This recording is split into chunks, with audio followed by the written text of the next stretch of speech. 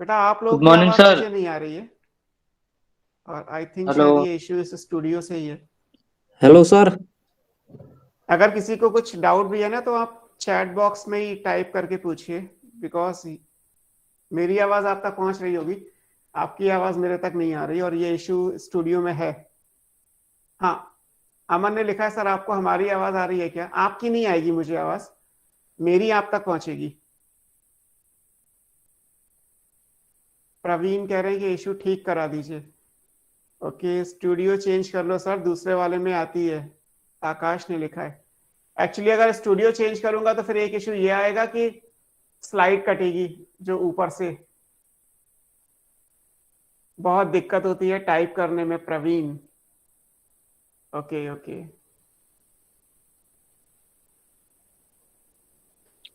अभी सर देखते आप हैं इसको ये, ठीक अभी करा तो क्लास दीजिए। स्टार्ट करते हैं क्योंकि स्टूडियो चेंज करेंगे तो फिर 5 मिनट जाएंगे, है ना? ऑलरेडी टाइम हमारा हो गया।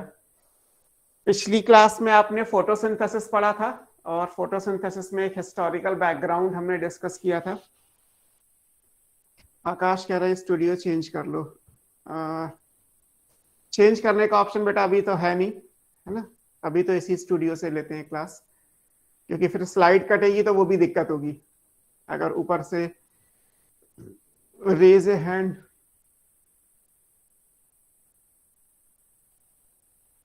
आप लोग बताओ आप लोगों को क्या चलेगा? स्लाइड ना दिखाई दे या फिर वॉइस आपकी मुझ तक ना सुनाई दे? एक इश्यू तो है।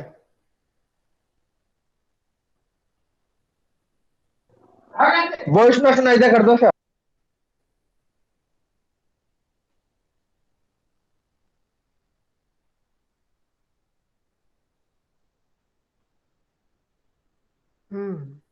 जल्दी से बताइए।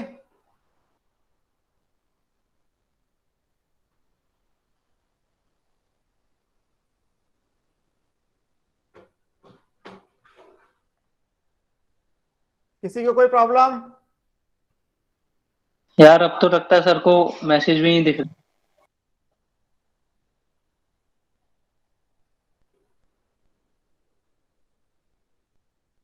हाँ लग तो रहा है भाई। कोई सर को फोन करके बोल दे यार। सर मैसेज तो दिखाई दे रहे होंगे। सर को फोन करके बोल दो स्लाइड का मैनेज कर लेंगे थोड़ा बहुत, बट वॉइस का कर लेंगे कुछ। ओके, अमन कह रहे हैं कि स्लाइड नहीं दिखेगी चलेगा बट वॉइस आनी चाहिए। अमरनाथ भी यही कह रहे हैं, स्लाइड मैनेज कर लेंगे। शायद आर्ची चैट भी कह रही है लेट कि जा रहे हैं। स्टूडियो चेंज कर लो। ओके बेटा, give me just 2-3 minutes.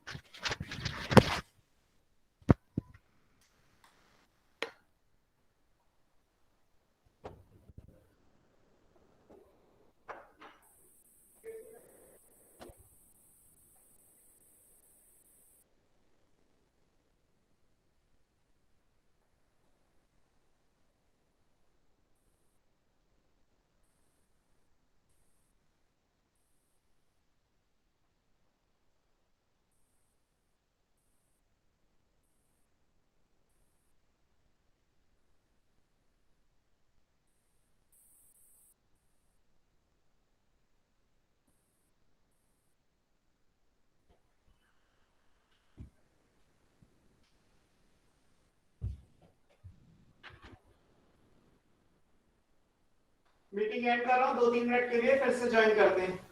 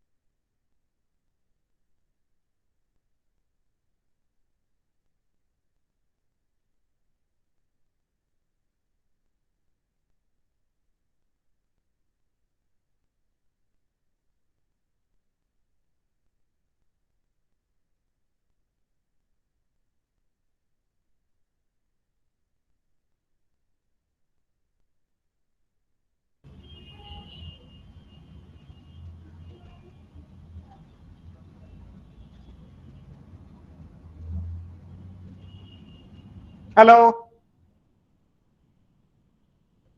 Hello, Yes, sir. Good morning sir. Good morning. Morning sir.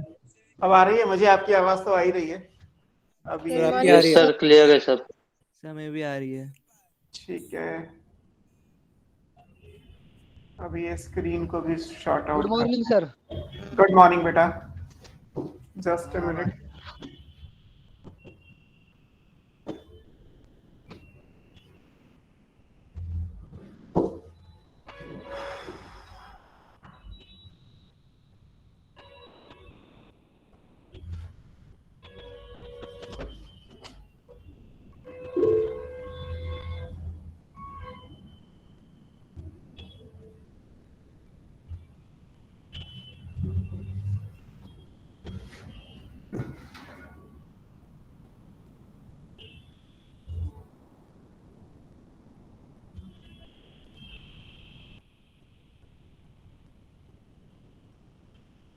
आपको स्क्रीन दिख रही है?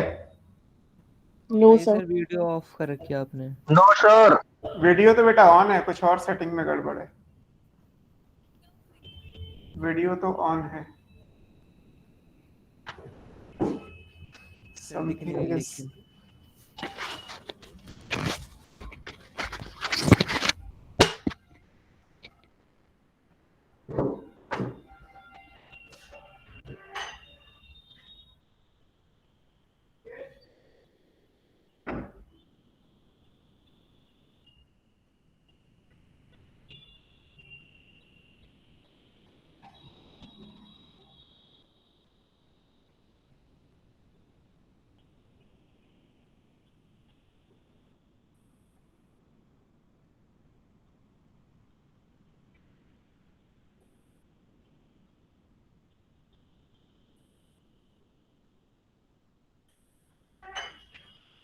वीडियो नहीं आ रही। ऐसा वो वीडियो नहीं आ रही। ऐसे तो होना है।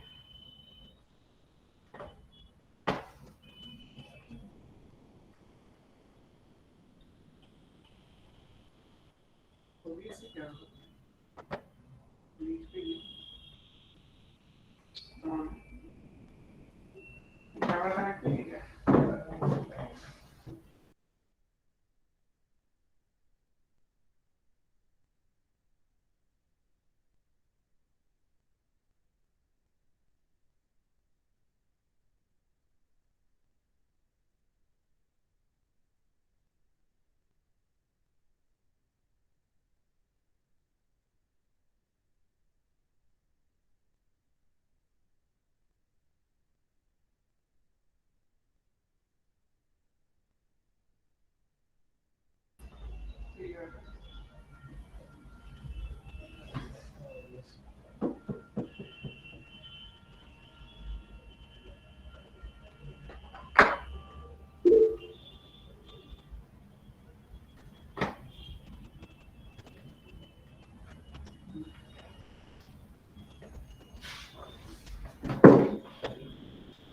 ओके, स्क्रीन क्लियर है?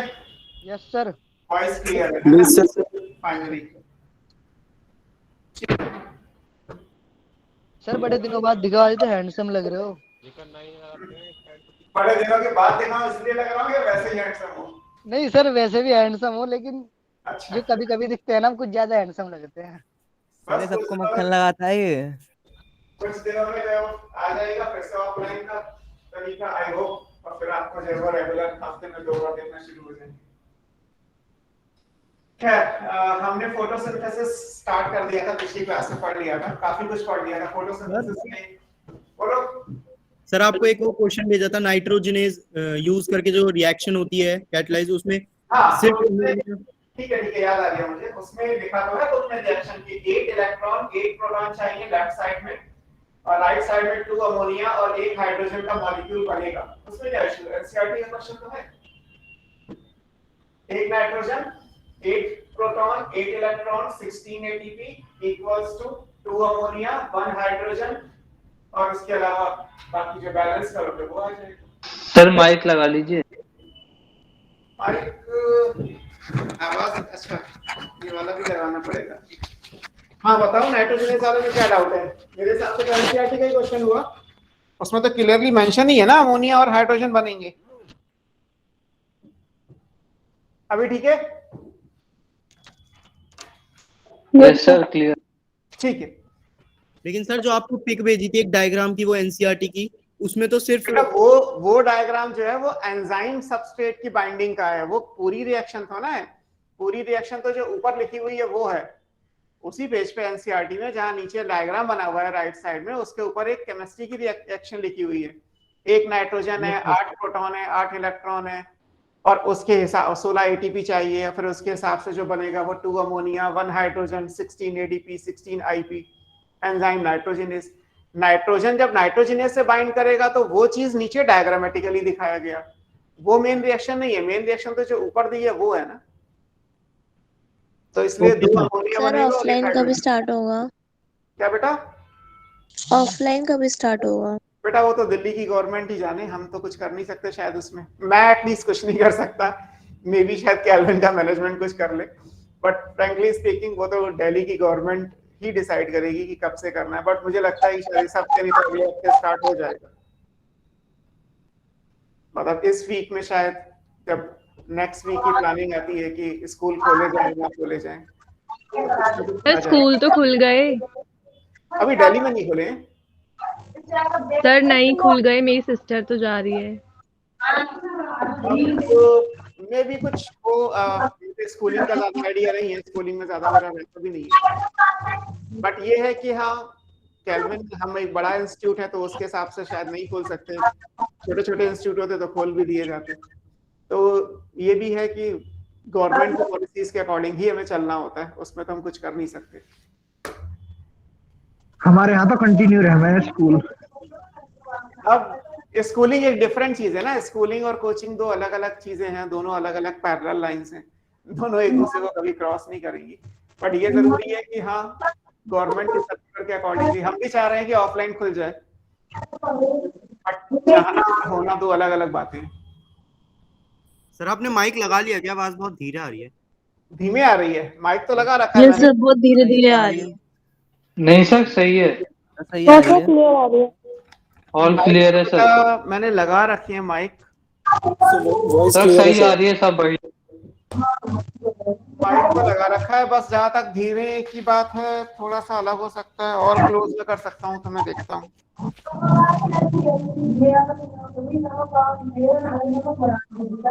दीपक शर्मा भाई अपना माइक ऑफ कर। हाँ किसी का माइक बीच में चल रहा है। भाई माइक मेरा ऑफ ही है। चलो जिसका भी हो, है ना, क्लास स्टार्ट करते हैं। हो गया डिस्कशन।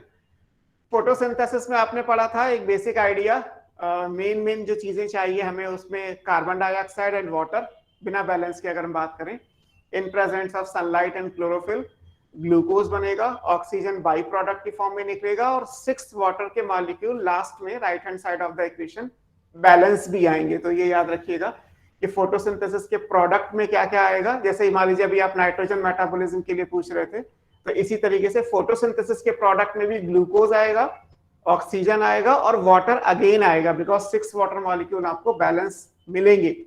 इनिशियली आपको 12 H2O चाहिए और 6 CO2 चाहिए था।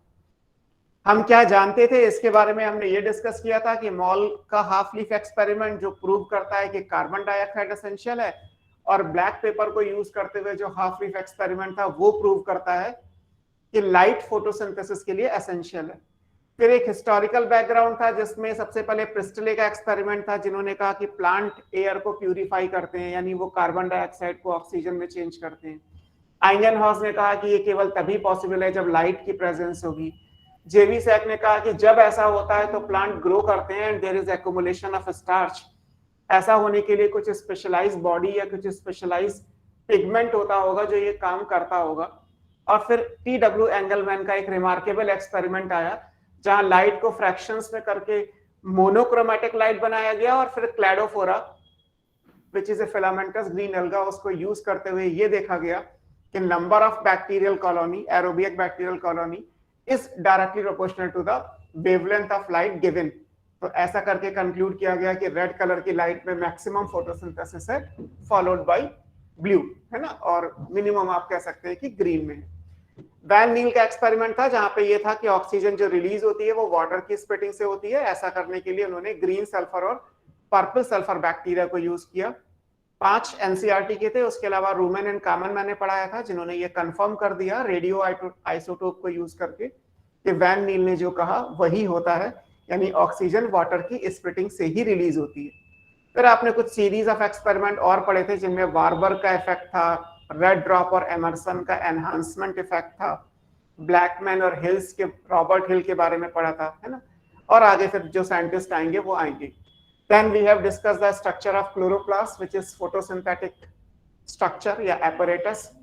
उसमें जो मेन चीज थी वो एप्रेस्ड और नॉन एप्रेस्ड सेक्शन, जहां पे फोटो सिस्टम्स अलग अलग होते हैं। एप्रेस्ड और नॉन एप्रेस्ड दोनों चीजें ग्रेना के अंदर हो सकती हैं, बट स्टोमा में केवल और केवल नॉन एप्रेस्ड वाला सेक्शन प्रेजेंट था। फिर आपने ये डिस्कस किया कि पिगमेंट्स कौन कौन से इन्वॉल्व होते हैं। क्लोरोफिल मेन पिगमेंट है, then we have carotenoids and xanthophyll. Chlorophyll A और बीटा कैरोटीन प्रिंसिपल पिगमेंट हैं, बाकी सब एसेसरी पिगमेंट या एंटीना मॉलिक्यूल्स कहलाते हैं। हमने ग्राफ से भी पढ़ा कि एब्जॉर्प्शन और एक्शन स्पेक्ट्रम क्या क्या होता है, और फोटोसिंथेसिस का जो रेट है वो एब्जॉर्प्शन से डिफर होता है। इसलिए जो तीसरा ग्राफ एनसीईआरटी में बना था जिसमें क्लोरोफिल ए का एब्जॉर्प्शन स्पेक्ट्रम है और फोटोसिंथेसिस का एक्शन स्पेक्ट्रम है, क्योंकि दोनों ग्राफ एक दूसरे को ओवरलैप नहीं करते, इसका मतलब एब्जॉर्प्शन और एक्शन दो अलग अलग चीजें हैं। फिर फोटोसिंथेसिस की मैकेनिज्म पढ़ा था ब्रीफ में, light reaction and dark reaction, और उनका एक कंपैरेटिव स्टडी किया था। देन लाइट रिएक्शंस में मेन चीज क्या थी, लाइट रिएक्शन को आप लाइट डिपेंडेंट है, नाम से इंडिकेट हो रहा है, फोटोकेमिकल है, इसमें कहीं कुछ बायोलॉजिकल चीज इन्वॉल्व नहीं है, फिजिक्स और केमिस्ट्री के हिसाब से आप समझेंगे इसे। यहाँ पे सनलाइट में जो एनर्जी है इन द फॉर्म ऑफ फोटॉन्स, जो रेडिएंट एनर्जी कहलाती है, उसको क्लोरोफिल का मॉलिक्यूल कैप्चर करेगा और उसको वो केमिकल यानी बॉन्ड की एनर्जी में चेंज कर देगा। So those chemical compounds will be ATP plus NADPH, और ऐसा होने के लिए वाटर स्प्लिट हो जाता है और ऑक्सीजन रिलीज हो जाती है। तो ये सब लाइट रिएक्शन में था। लाइट रिएक्शन कहाँ होती है, थैलेकॉइड मेम्ब्रेन में होती है। थैलेकॉइड मेम्ब्रेन के अंदर छोटे छोटे आइडेंटिकल यूनिट्स थे जिनको हमने फोटो सिस्टम या लाइट हार्वेस्टिंग कॉम्प्लेक्स का नाम दिया था। और लाइट हार्वेस्टिंग कॉम्प्लेक्स में यह था कि 230 से 250 एसेसरी पिगमेंट हैं, एक सिंगल एंटीना मॉलिक्यूल होगा जहां पे क्लोरोफिल ए का मॉलिक्यूल है रिएक्शन सेंटर, बाकी सारे नीचे एंटीना मॉलिक्यूल हैं, उनको मिला के आप फोटो सिस्टम वर्ड यूज करते हैं। फोटो सिस्टम दो अलग अलग टाइप के होते हैं, PS2 PS1, depending on the wavelength of light used and position in the thylakoid membrane. तो आई थिंक मैंने आपको फोटो सिस्टम तक करा दिया था। फोटो सिस्टम का एक ब्रीफ मैं आपको फिर से दिखा देता हूं जो आपको स्लाइड में चाहिए, है ना। हमने फोटो सिस्टम बनाया था, तो ये एक फोटो सिस्टम है लगभग। इसके अंदर एक सिंगल मॉलिक्यूल, तो यहाँ पे क्लोरोफिल ए आएगा, और यहाँ जितने भी हैं ये सब एंटीना मॉलिक्यूल हैं। इन सबको आप लाइट हार्वेस्टिंग कॉम्प्लेक्स कहते हैं, और अगर इन दोनों को मिला देंगे तो क्या बन जाएगा, फोटो सिस्टम बन जाएगा। तो एंटीना मॉलिक्यूल्स को ही लाइट हार्वेस्टिंग कॉम्प्लेक्सेस बोला गया। जैसे जैसे लाइट आएगी, लाइक इस पे अलग अलग वेवलेंथ की लाइट आएगी, है ना। यहाँ पे फोटॉन्स h न्यू, है ना, या आप चाहे तो फोटॉन्स लिख लीजिए। तो जैसे जैसे वेवलेंथ लैम्डा लाइट गिरेगी वैसे वैसे ये लाइट को ट्रैप करेंगे। और आपने पढ़ा था कि लाइट को ट्रैप करने के साथ होगा ये कि जितनी भी लाइट इन मॉलिक्यूल्स में होगी ये अल्टीमेटली ट्रांसफर कर दी जाएगी क्लोरोफिल ए मॉलिक्यूल को। तो यहाँ पे जितने भी मॉलिक्यूल्स हैं वो लाइट को एक दूसरे को ट्रांसफर करते जाएंगे, और फाइनली लाइट इसको जाएगी। जैसे इसको जाएगी क्या होगा, ये इलेक्ट्रॉन को रिलीज करके यहाँ पे कोई ना कोई एक्सेप्टर है इलेक्ट्रॉन का, ये वहां पहुंच जाएगा। तो ये ब्रीफ डायग्राम आपने ऑलरेडी पढ़ रखा था, है ना, फोटो सिस्टम और लाइट हार्वेस्टिंग कॉम्प्लेक्स का। अब जो ये फोटो सिस्टम है या जो लाइट हार्वेस्टिंग कॉम्प्लेक्स होता है, ये दो टाइप का होता है ना। सर कौन करेगा इस इलेक्ट्रॉन को एक्सेप्ट? हाँ बेटा, इस इलेक्ट्रॉन को कौन एक्सेप्ट करेगा? वो अभी हम देखते हैं। Primary electron acceptor PS1 PS2 दोनों, अभी हम आगे पढ़ेंगे तो वो चीज क्लियर हो जाएगी। पिछले डायग्राम में, मतलब पिछली क्लास में जो हमने पढ़ा था, वो यहाँ पे सिर्फ लिखा है कि एक इलेक्ट्रॉन का एक्सेप्टर है ना, इलेक्ट्रॉन को कोई ना कोई लेगा, है ना। उस तरीके से, है ना। सर स्प्लिटिंग सर- कहाँ पे होती है? हाँ, एक एक करके। मैं पूछ रहा हूँ फोटोलिसिस ऑफ वाटर कहाँ पे होती है? फोटोलिसिस ऑफ वाटर अभी कहीं नहीं हो रही। अभी मैंने आपको सिर्फ एक फोटो सिस्टम का डायग्राम बनाया था। लास्ट क्लास में जो आपको पढ़ाया था वो केवल एक फोटो सिस्टम का डायग्राम पढ़ाया था। सर एक मिनट। बोलो। सर जहां तक एरो बनाया था ना आपने वहीं तक लिखना। ये लास्ट का डायग्राम है, पिछली क्लास ओके का, है ना, जो ऑलरेडी आपके पास होगा। उसी डायग्राम को बस मैंने आज यहीं से मुझे शुरू करना है, क्योंकि तो मैंने आज आपको ये बना के दिखा दिया इन शॉर्ट।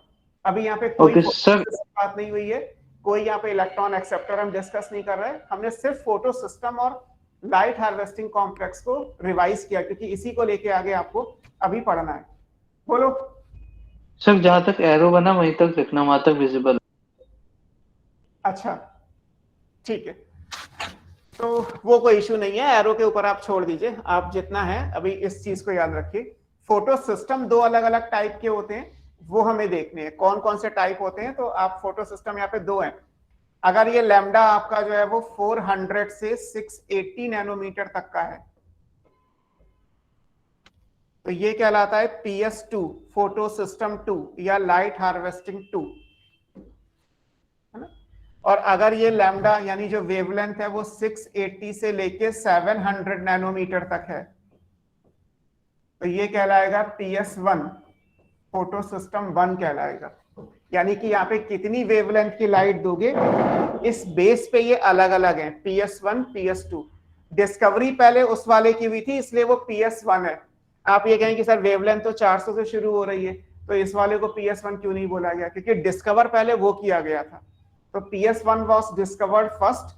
हालांकि जो वेवलेंथ आ रही है वो 680 से 700 तक लिखा हुआ है। यहाँ पे ये ध्यान रखिएगा, +3 इज ऑलवेज बेटर आंसर, है ना।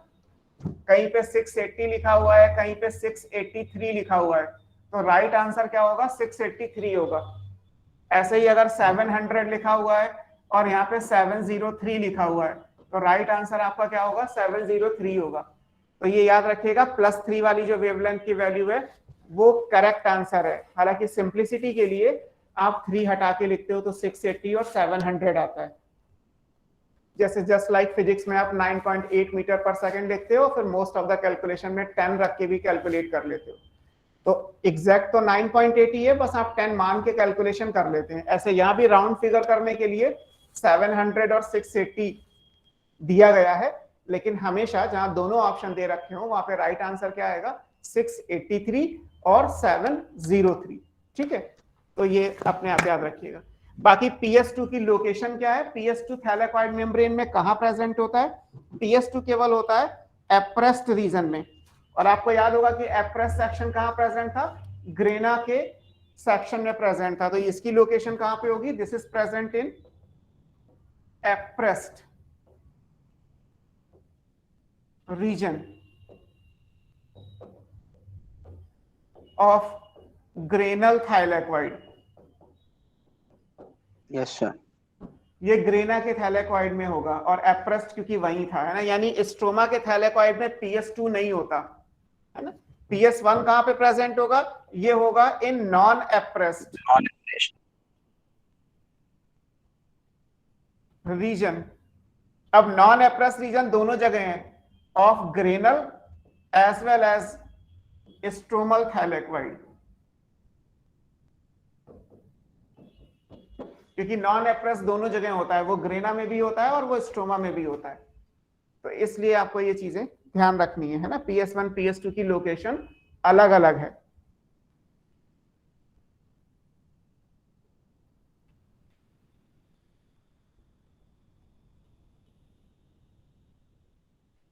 ठीक है, अब आगे चलते हैं।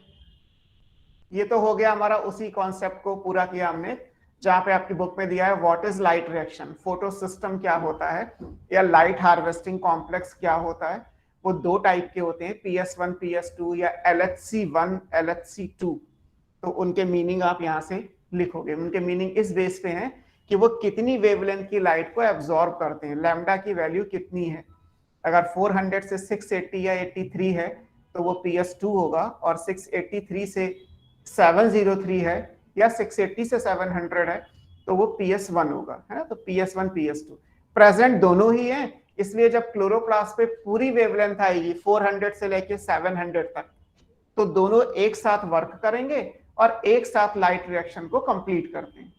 ठीक है, थोड़ा सा आइडिया जो मैं बोलूंगा हमें उसकी बहुत ज्यादा जरूरत नहीं है। जैसे यहाँ पे था कि एक क्लोरोफिल ए मॉलिक्यूल है, तो जब लाइट गिरेगी, थोड़ा सा मॉडर्न फिजिक्स में जाइए जहाँ पे आप फ्लोरेसेंस या फास्फोरेसेंस, कभी आपने रेजोनेंस, ये सारी चीजें पढ़ी हो फिजिक्स में, तो वहां पे ये कॉन्सेप्ट आता है। ये सबको देने वाले फिजिसिस्ट ही है ना। तो उन्होंने क्या सजेस्ट किया कि क्लोरोफिल का मॉलिक्यूल है, क्लोरोफिल के मॉलिक्यूल में स्ट्रक्चर क्या था, आपको पढ़ाया था मैंने कि 4 पायरॉल रिंग होती है, एक फाइटॉल टेल होती है, सेंटर में एक मैग्नीशियम आयन होता है, मैग्नीशियम आयन यानी Mg+2 है ना। तो क्लोरोफिल के मॉलिक्यूल में जहां Mg+2 है, जो रिएक्शन होनी है, जो लाइट को एब्जॉर्ब करके इलेक्ट्रॉन को निकालने वाली टेंडेंसी है कि जैसे ही इस पे लाइट यानी फोटॉन्स गिरेंगे, ये कुछ एनर्जी को इलेक्ट्रॉन के फॉर्म में निकाल देगा और अपनी ग्राउंड स्टेट से एक्साइटेड स्टेट में चला जाएगा, है ना। ग्राउंड स्टेट से एक्साइटेड स्टेट में जाना, एक्साइटेड से वापस ग्राउंड में आना, ये सब आप फिजिक्स के हिसाब से पढ़ते हो कि हर एक मॉलिक्यूल का, हर एक आयन का, हर एक एटम का एक स्टेबल कॉन्फ़िगरेशन है। स्टेबल कॉन्फ़िगरेशन का मतलब ये है कि वो अपनी स्टेबल स्टेट में है, लेकिन मॉलिक्यूल की टेंडेंसी होती है कि जैसे ही उसे एक सर्टेन अमाउंट ऑफ एनर्जी मिलेगी, वो अपनी ग्राउंड स्टेट को छोड़ के अपनी एक्साइटेड स्टेट में चला जाएगा। और एक्साइटेड स्टेट में वो मॉलिक्यूल या एटम क्या करेगा, वो हाईली अनस्टेबल होगा। तो एनर्जी को लेके अपनी ग्राउंड से एक्साइटेड स्टेट में जाना है, वो मॉलिक्यूल की टेंडेंसी है। वो मना नहीं कर सकता कि यार ग्राउंड स्टेट में स्टेबल कॉन्फ़िगरेशन है, अनस्टेबिलिटी की तरफ जाने क्यों है, टेंडेंसी है। एज पर थर्मोडायनेमिक्स ये होना ही है, जब भी आप किसी मॉलिक्यूल को एनर्जी दोगे, वो अपनी ग्राउंड स्टेट को छोड़ के अपनी एक्साइटेड स्टेट में जाएगा ही जाएगा। हालांकि एक्साइटेड स्टेट में क्योंकि वो हाईली अनस्टेबल होता है, और ये भी मॉलिक्यूल की टेंडेंसी है कि वो अपने स्टेबल कॉन्फ़िगरेशन को लेने के लिए जितनी एनर्जी को लेके वो अनस्टेबल हुआ था, उतनी ही एनर्जी को निकाल के वो अनस्टेबल से वापस स्टेबल हो जाएगा, यानी एक्साइटेड स्टेट से वापस ग्राउंड स्टेट में लौट के आएगा। तो ऐसे मान लीजिए कि ये हाथ मेरा आपको दिख रहा होगा, ये थैलेकॉइड मेम्ब्रेन है। इस थैलेकॉइड मेम्ब्रेन में क्लोरोफिल का मॉलिक्यूल है। क्लोरोफिल के मॉलिक्यूल में कहीं पे मैग्नीशियम आयन होगा Mg+2। अब जैसे ही सनलाइट यानी फोटॉन्स इस पे गिरेंगे, तो फोटॉन्स यानी एनर्जी के पार्टिकल्स जब इस पे गिरेंगे, तो मैग्नीशियम क्या करेगा, वो सर्टेन अमाउंट ऑफ एनर्जी को लेके क्या करेगा, वो अपने ग्राउंड स्टेट को छोड़ के अपनी एक्साइटेड स्टेट में जाएगा। अब अगर इसको एनर्जी के हिसाब से आप प्लॉट करोगे ग्राफ पे, तो आपको ऊपर नजर आएगा ग्राउंड स्टेट ये है, तो इससे ऊपर एनर्जी स्टेट है। लेकिन इसका मतलब ये नहीं कि थैलेकॉइड मेम्ब्रेन को जंप करके क्लोरोफिल कहीं बाहर निकल गया, ये यहीं रहेगा। आपके हाथ में मान लीजिए अगर कॉपर सल्फेट है, तो इसका मतलब ये थोड़ा है कि ये ऑक्सीडाइज हो रहा है तो कुछ अलग जगह पहुंच गया दुनिया में, वापस यहीं पे आ जाएगा, ऐसा कुछ नहीं है। सब कुछ यहीं होता रहेगा, यहीं से इलेक्ट्रॉन का निकलना और इलेक्ट्रॉन का लेना, ऑक्सीडेशन रिडक्शन चलता रहता है। तो यानी मॉलिक्यूल कहीं नहीं जा रहा, इन टर्म्स ऑफ एनर्जी वो अपनी ग्राउंड स्टेट से अपनी एक्साइटेड स्टेट में जा रहा है, वो अपने लोअर एनर्जी लेवल से अपने हायर एनर्जी लेवल पे जा रहा है। तो क्लोरोफिल में जो मैग्नीशियम है, उसी से ये रिएक्शन स्टार्ट होती है। क्लोरोफिल का मॉलिक्यूल अपनी ग्राउंड स्टेट को छोड़ के अपनी एक्साइटेड स्टेट में जाएगा। अब क्योंकि वहां अनस्टेबल है, ऐसा करने में हुआ क्या, मैग्नीशियम आयन ने 2 इलेक्ट्रॉन निकाल दिए। मैग्नीशियम आयन का आप इलेक्ट्रॉनिक कॉन्फ़िगरेशन लिखोगे तो आपको समझ में आ जाएगा, उसमें 2 इलेक्ट्रॉन की जरूरत है, तो वो 2 Mg+2 होता ही है, तो वो 2 इलेक्ट्रॉन को निकाल देगा। अगर Mg+2 ने 2 इलेक्ट्रॉन निकाल दिए, तो केवल Mg बचा रह गया, और Mg तो अनस्टेबल होगा, तो उसे कहीं ना कहीं से 2 इलेक्ट्रॉन चाहिए, बिकॉज अपना स्टेबल कॉन्फ़िगरेशन उसे लाना है। तो जो Mg से 2 इलेक्ट्रॉन निकले थे, वो तो कहीं और चले गए। जैसे यहाँ के हिसाब से है कि अगर ये क्लोरोफिल का मॉलिक्यूल है, तो इस क्लोरोफिल के मॉलिक्यूल में जहां भी मैग्नीशियम होगा, इससे आप 2 इलेक्ट्रॉन निकाल के वो 2 इलेक्ट्रॉन तो किसी और को दे दोगे, लेकिन Mg के पास जो 2 इलेक्ट्रॉन कम पड़ गए, वो कहीं और से लेगा, क्योंकि एनर्जी को लेके एक्साइटेड स्टेट में जाना ये एक अलग प्रोसेस है, और कहीं और से उन एनर्जी को लेके अपनी ग्राउंड स्टेट में वापस आना ये एक अलग प्रोसेस है। लेकिन ये टेंडेंसी है, ये होना ही होना है। यही चीज हर मॉलिक्यूल के साथ होती रहेगी, और इलेक्ट्रॉन एक जगह से दूसरी जगह जाते रहेंगे। इसको बोला जाएगा द इलेक्ट्रॉन ट्रांसपोर्ट। तो जो सेकंड हेडिंग दी है बुक में, after what is light reaction, वो दे रखा है कि इलेक्ट्रॉन ट्रांसपोर्ट कैसे होता है, इलेक्ट्रॉन का मूवमेंट एक एक्सेप्टर से दूसरे एक्सेप्टर में कैसे होता है। अभी हम वो भी देखेंगे, है ना। तो ये ग्राउंड स्टेट और एक्साइटेड स्टेट आता रहेगा। ये आप बोर्ड पे डायग्राम बना रहे हैं तो आपको ऊपर नीचे दिखाई देगा, बट यहाँ पे ऊपर नीचे का मतलब है in terms of their energy level, कि किसका एनर्जी लेवल ज्यादा है और किसका एनर्जी लेवल कम है। इतना ही बस आपको ध्यान में रखना है कि अगर आपको ऊपर बना हुआ कुछ दिख रहा है मतलब वो नीचे वाले से हाई एनर्जी लेवल पे होगा, और ऊपर दिख रहा है तो वो बीच वाले से और ज्यादा एनर्जी लेवल पे होगा। जितना ऊपर बनाओगे उतना एनर्जी लेवल ज्यादा, जितना नीचे बनाओगे उतना एनर्जी लेवल कम। इसी हिसाब से किसकी कितनी एनर्जी है वो नहीं पढ़नी है आपको, आपको सिर्फ ये पढ़ना है कि इसकी ज्यादा है और इसकी कम है। क्लियर? अब इस पूरे प्रोसेस में होगा क्या, हमने जो लाइट रिएक्शन की समरी में लिखा था कि we have ATP and NADPH2, हमें क्या मिलेगा, प्लांट को क्या मिलेगा लाइट रिएक्शन से, एटीपी मिलेगा और NADPH2 मिलेगा। तो एटीपी और NADPH2 जब मिलेंगे तो कैसे मिलेंगे, तो इसको बोलते हैं फास्फोराइलेशन। पहले हम फास्फोराइलेशन समझते हैं, फिर आगे इलेक्ट्रॉन ट्रांसपोर्ट की बात करते हैं, है ना।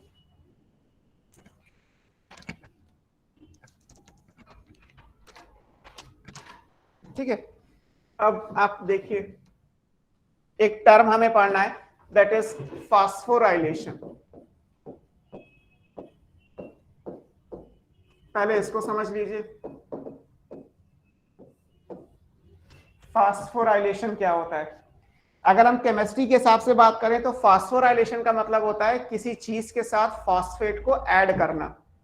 जैसे मान लीजिए ग्लूकोज के साथ फॉस्फेट ऐड कर दो, ग्लूकोज 6 फॉस्फेट बन जाएगा। ADP में एक फॉस्फेट को ऐड कर दो तो ATP बन जाएगा, है ना। तो phosphorylation is just addition of phosphate. जैसे कार्बोक्सिलेशन क्या है, कार्बन डाइऑक्साइड का ऐड होना। ऑक्सीजनेशन क्या होता है, ऑक्सीजन का ऐड होना। हाइड्रोजनेशन क्या होता है, हाइड्रोजन का ऐड होना। क्लोरीनेशन क्या होता है, क्लोरीन का ऐड होना, है ना। ब्रोमिनेशन क्या है, ब्रोमीन का ऐड होना। इसी तरीके से फास्फेट का ऐड होना क्या बनेगा, फास्फोराइलेशन बनेगा। Addition of phosphate is called phosphorylation. मान लीजिए मैं कोई एक कंपाउंड X है, इसके साथ अगर मैं यहाँ पे कोई रिएक्शन करा रहा हूं, है ना, फास्फेट को ऐड कर दूं तो बनेगा क्या, यहां से XP बन जाएगा। तो ये क्या कहलाएगा, फास्फोराइलेशन ऑफ X। हमने क्या किया, X में फॉस्फेट ग्रुप को जोड़ दिया, तो ये क्या कहलाएगा, फास्फोराइलेशन ऑफ X कहलाएगा। क्लियर? अब हमारे लिए क्या मतलब है in terms of botany zoology, हमारे लिए फॉस्फेट किस में ऐड होता है और कहां से ऐड होता है, ये इंपॉर्टेंट होता है। अगर मान लीजिए यहाँ पे फॉस्फेट का सोर्स H3PO4 है, फास्फोरिक एसिड। पहली चीज ये कि हमारे लिए फॉस्फेट का सोर्स क्या होगा, H3PO4 होगा, और इस H3PO4 में यहाँ पे बॉन्ड को ऐड करने के लिए हमें कुछ ना कुछ एनर्जी चाहिए। तो दो चीजें अगर हम फिक्स कर दें पूरी बायोलॉजी में, आप किस चीज को ऐड करोगे, फास्फेट को। और फास्फेट कहां से आएगी, H3PO4, that must be inorganic phosphate. वो किसी कंपाउंड से ट्रांसफर होके नहीं आ रही, वो एक इनऑर्गेनिक फॉस्फेट है। अगर इनऑर्गेनिक फॉस्फेट से आप फॉस्फेट को किसी चीज में ऐड करेंगे और उसके लिए जो एनर्जी चाहिए, तो वो क्या कहलाएगा, फास्फोराइलेशन। स्टार लगाने का मतलब ये कि हम बायोलॉजी में यही वाला पढ़ते हैं। केमिस्ट्री में तो आप फॉस्फेट कहीं भी ऐड कर दो, लेकिन बायोलॉजी में फॉस्फेट कहां से ऐड करोगे, हमेशा H3PO4 से ऐड करोगे। अब डिपेंडिंग ऑन द एनर्जी, ये दो टाइप का होता है। एक पढ़ते हो आप, जैसे मान लीजिए यही सिचुएशन है, अगर यहाँ पे मैं लिख दूं कि मैं ADP है और ADP में मैं H3PO4 से रिएक्शन कराऊं, तो X का मतलब ADP हो गया और H3PO4 से करानी है। इसके लिए जो एनर्जी चाहिए वो सनलाइट से आ रही है, लाइट एनर्जी है। तो यहां बनेगा क्या, ATP बनेगा। तो यानी कि सनलाइट की प्रेजेंस में अगर ATP का फॉर्मेशन हो, जरूरी नहीं है कि यहाँ पे जो X कंपाउंड था वो ADP हो, लेकिन आपको इस चैप्टर में क्या पढ़ना है, यही पढ़ना है। तो ये रिएक्शन क्या कहलाएगी, ये रिएक्शन कहलाती है फोटोफॉस्फोराइलेशन। फोटो वर्ड लाइट के लिए हो गया, फास्फोराइलेशन हो गया। किस चीज का हुआ, आप लिखना चाहें तो लिख सकते हैं ऑफ ADP हुआ। आपने फास्फोराइलेशन किस चीज का किया, ADP का किया। X क्या है, ADP का मॉलिक्यूल। सोर्स क्या है, H3PO4। एनर्जी का सोर्स क्या है, लाइट एनर्जी। उसे आप बोलोगे क्या, फोटोफॉस्फोराइलेशन। तो फोटोफॉस्फोराइलेशन का मतलब क्या हुआ? Addition of phosphate in the form of H3PO4। किस मॉलिक्यूल को ऐड करोगे? एटीपी को करोगे और बनेगा क्या? एटीपी। तो इसको क्या बोलते हैं? फोटोफॉस्फोराइलेशन बोलते हैं। जो अभी आप पढ़ने वाले हैं क्लोरोप्लास्ट के अंदर, यही वाला एटीपी बनता है। आप कह सकते हो कि ये लाइट डिपेंडेंट एटीपी सिंथेसिस है। लाइट की प्रेजेंस में एटीपी बन रहा है, तो ये क्या कहलाएगा? लाइट डिपेंडेंट एटीपी सिंथेसिस कहलाएगा। क्लियर? यही चीज आप अगले चैप्टर में जब पढ़ोगे तो क्या होगा? अगले चैप्टर में आप किसी और चीज से ये काम करोगे, जैसे वहां पे भी एडीपी होगा, H3PO4 वहां भी होगा। बस लाइट की जगह यहां पे एनर्जी क्या आएगी?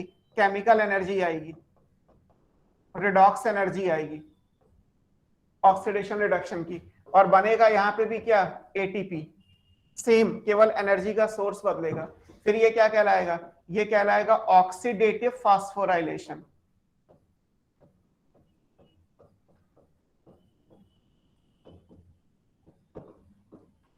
इसको क्या बोलेंगे? इसको बोलेंगे ऑक्सीडेटिव फास्फोराइलेशन, है ना। ऑक्सीडेशन की एनर्जी है, रिडॉक्स एनर्जी है, केमिकल एनर्जी है, तो इसलिए ऑक्सीडेटिव। और अगर सनलाइट की एनर्जी होती तो क्या कहलाएगा? फोटोफॉस्फोराइलेशन कहलाएगा। क्लियर? सर ये सेकंड रिएक्शन कहाँ होता है? ये बेटा अगले चैप्टर में पढ़ोगे, माइटोकॉन्ड्रिया में। सर ये H3PO4 कहाँ से आया? बेटा ये तो एब्जॉर्ब करेगा प्लांट।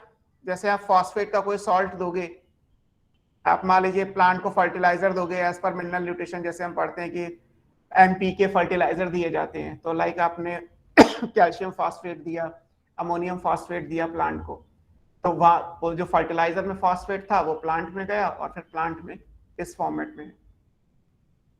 सर ये नेक्स्ट चैप्टर में होगा? हाँ, व्हाइट वाला जो है यानी ऑक्सीडेटिव, ये आप पढ़ोगे ये है माइटोकॉन्ड्रिया में।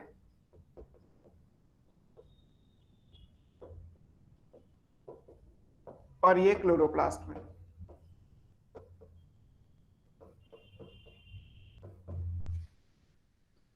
तो एक माइटोकॉन्ड्रिया में है, एक क्लोरोप्लास्ट में, एक फोटोसिंथेसिस में है और एक रेस्पिरेशन में। रेस्पिरेशन क्योंकि प्लांट, एनिमल, बैक्टीरिया सब जगह होता है, तो ये वाला तो सब जगह होगा, लेकिन क्लोरोप्लास्ट तो केवल प्लांट में ही होते हैं, तो फोटोफॉस्फोराइलेशन केवल और केवल प्लांट में होगा।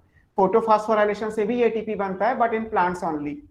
ऑक्सीडेटिव फास्फोराइलेशन से एटीपी बनेगा in all the aerobic respiring organism, चाहे वो बैक्टीरिया हो, चाहे प्रोटिस्टा हो, चाहे फंगी हो, चाहे प्लांटी हो, चाहे एनिमेलिया हो, है ना।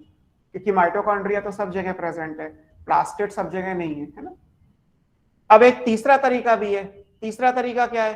तीसरा तरीका इस तरीके से है, ये। अब ये तो हमने क्या किया था कि X में जब फॉस्फेट को ऐड किया था, तो ये फॉस्फेट मस्ट बी इनऑर्गेनिक। बोलो।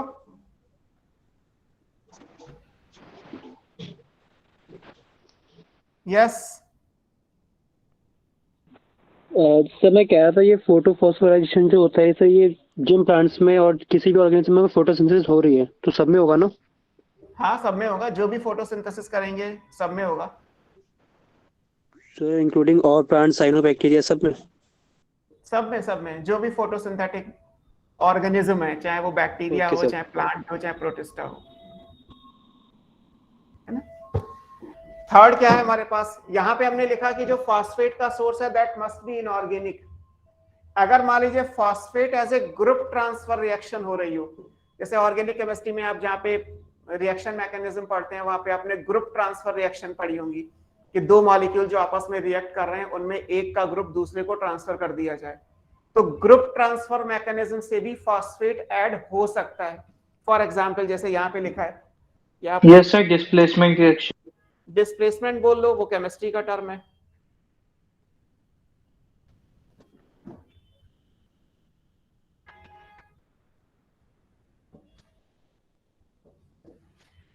कैसे पढ़ोगे इसको?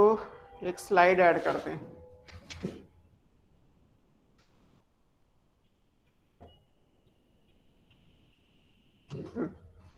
अब ग्रुप ट्रांसफर में क्या है कि जैसे ये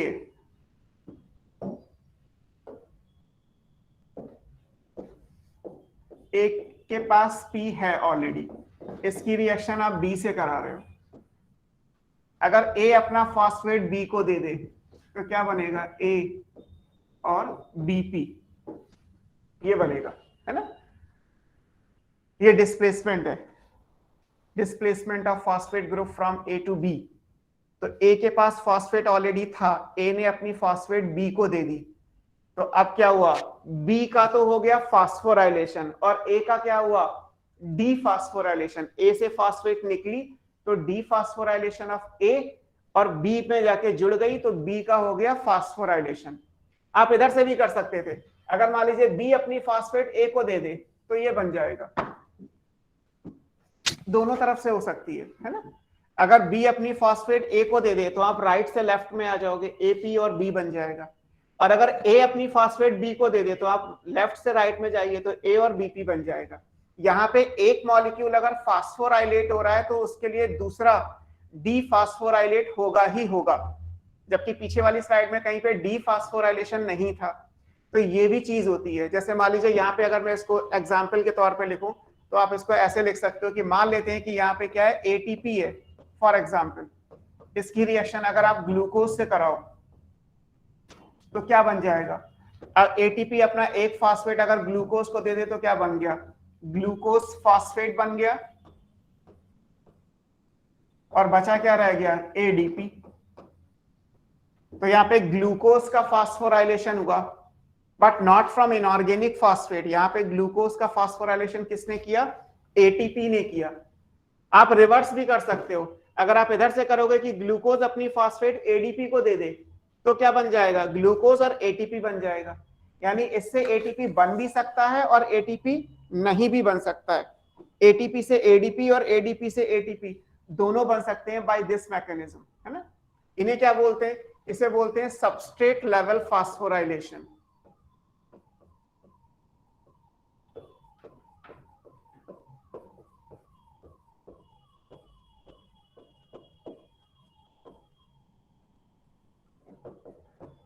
इसे क्या बोला जाएगा, सबस्ट्रेट लेवल फास्फोराइलेशन बोला जाएगा। और ये साइटोप्लाज्म में भी होता है, माइटोकॉन्ड्रिया में भी होता है, पेरोक्सिसोम में भी होता है, तो बहुत सारी जगह होता है।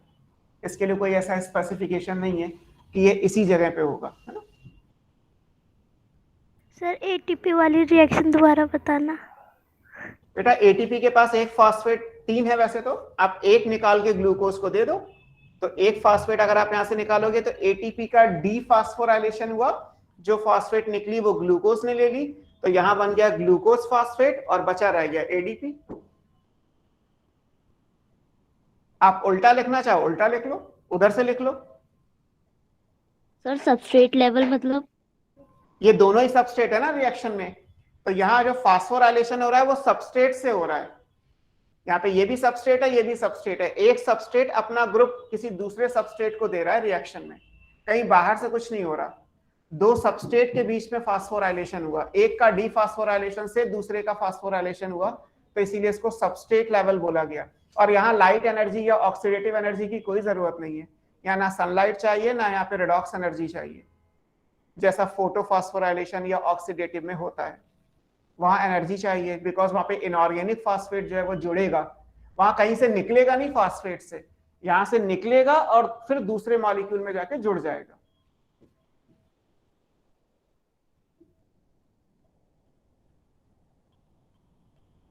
शिवम कह रहा है कि ट्रांसफेरेज एंजाइम चाहिए होगा, नहीं, यहाँ पे ऐसा कोई एंजाइम नहीं है। अलग अलग एंजाइम अलग अलग जगह आएगा। अगर ये ATP वाली रिएक्शन है तो आगे आप पढ़ोगे इसको हम काइनेज एंजाइम बोलते हैं, ट्रांसफेरेज नहीं बोलते बेटा इसे। जब एंजाइम की बात आएगी तब देखेंगे एंजाइम, तब तक आप बायोमॉलिक्यूल ऑलरेडी पढ़ चुके होंगे, तो आई होप कि आपको चीजें ऑलरेडी और क्लियर हो चुकी होंगी। सर एक बार लास्ट स्लाइड लगाना। ये था लास्ट।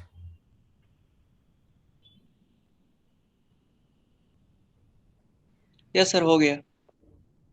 सर जो पहले वाली रिएक्शन थी उसमें फॉस्फेट चाहिए होता है और यहाँ पे फॉस्फेट डिस्प्लेस होता है। हाँ, सबस्ट्रेट लेवल में एक सबस्ट्रेट से फॉस्फेट का डिस्प्लेसमेंट होके दूसरे पे जाके ऐड हो जाएगा। और जो ये वाले लिखे हुए हैं बोर्ड पे, इनमें तो इनऑर्गेनिक फॉस्फेट ही सोर्स होगा, इनमें किसी सबस्ट्रेट से ट्रांसफर नहीं हो रहा।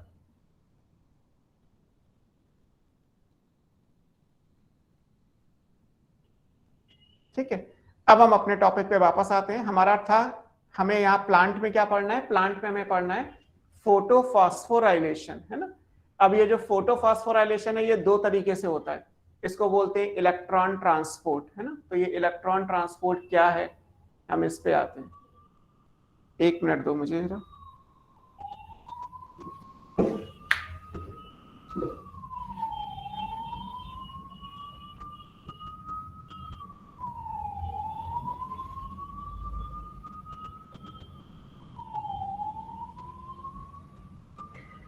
हमें पढ़ना है इलेक्ट्रॉन ट्रांसपोर्ट।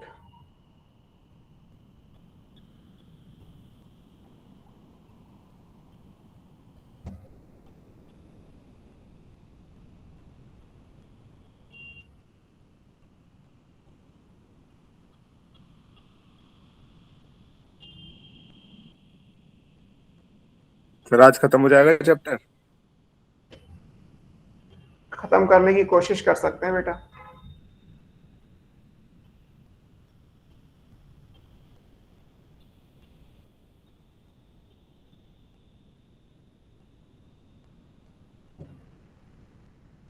ठीक है, अब देखिए इलेक्ट्रॉन ट्रांसपोर्ट क्या है। अब जो फास्फोराइलेशन, अब हम एग्जैक्टली बात करते हैं। हमारे पास क्या है, हमारे पास है फोटोफॉस्फोराइलेशन। आपको जो इस चैप्टर में पढ़ना है वो क्या पढ़ना है, फोटोफॉस्फोराइलेशन। और फोटोफॉस्फोराइलेशन दो तरीके से होगा, एक कहलाता है नॉन साइक्लिक। सर नीचे लिखिए। अच्छा,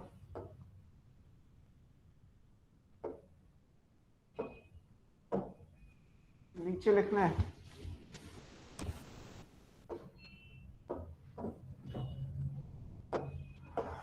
देखो जो फोटोफॉस्फोराइलेशन है,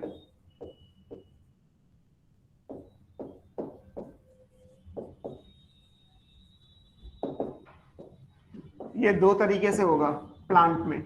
एक नॉन साइक्लिक कहलाता है और एक साइक्लिक है। नॉन साइक्लिक वाले को आपकी बुक में हेडिंग दिया है the electron transport.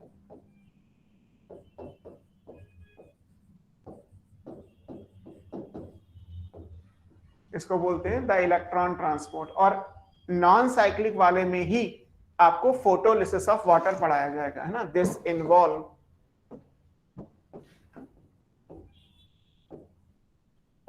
Photolysis of water. तो वाटर की जो लिसिस, फोटोलाइसिस आप पढ़ोगे, लाइट की प्रेजेंस में जो स्प्लिटिंग ऑफ वाटर है, वो नॉन साइक्लिक वाले में ही होती है, साइक्लिक वाले में नहीं होती, है ना। तो हम अलग अलग हेडिंग करके पढ़ेंगे। पहले इलेक्ट्रॉन ट्रांसपोर्ट पढ़ेंगे जो बेसिकली नॉन साइक्लिक फोटोफॉस्फोराइलेशन को शो करता है।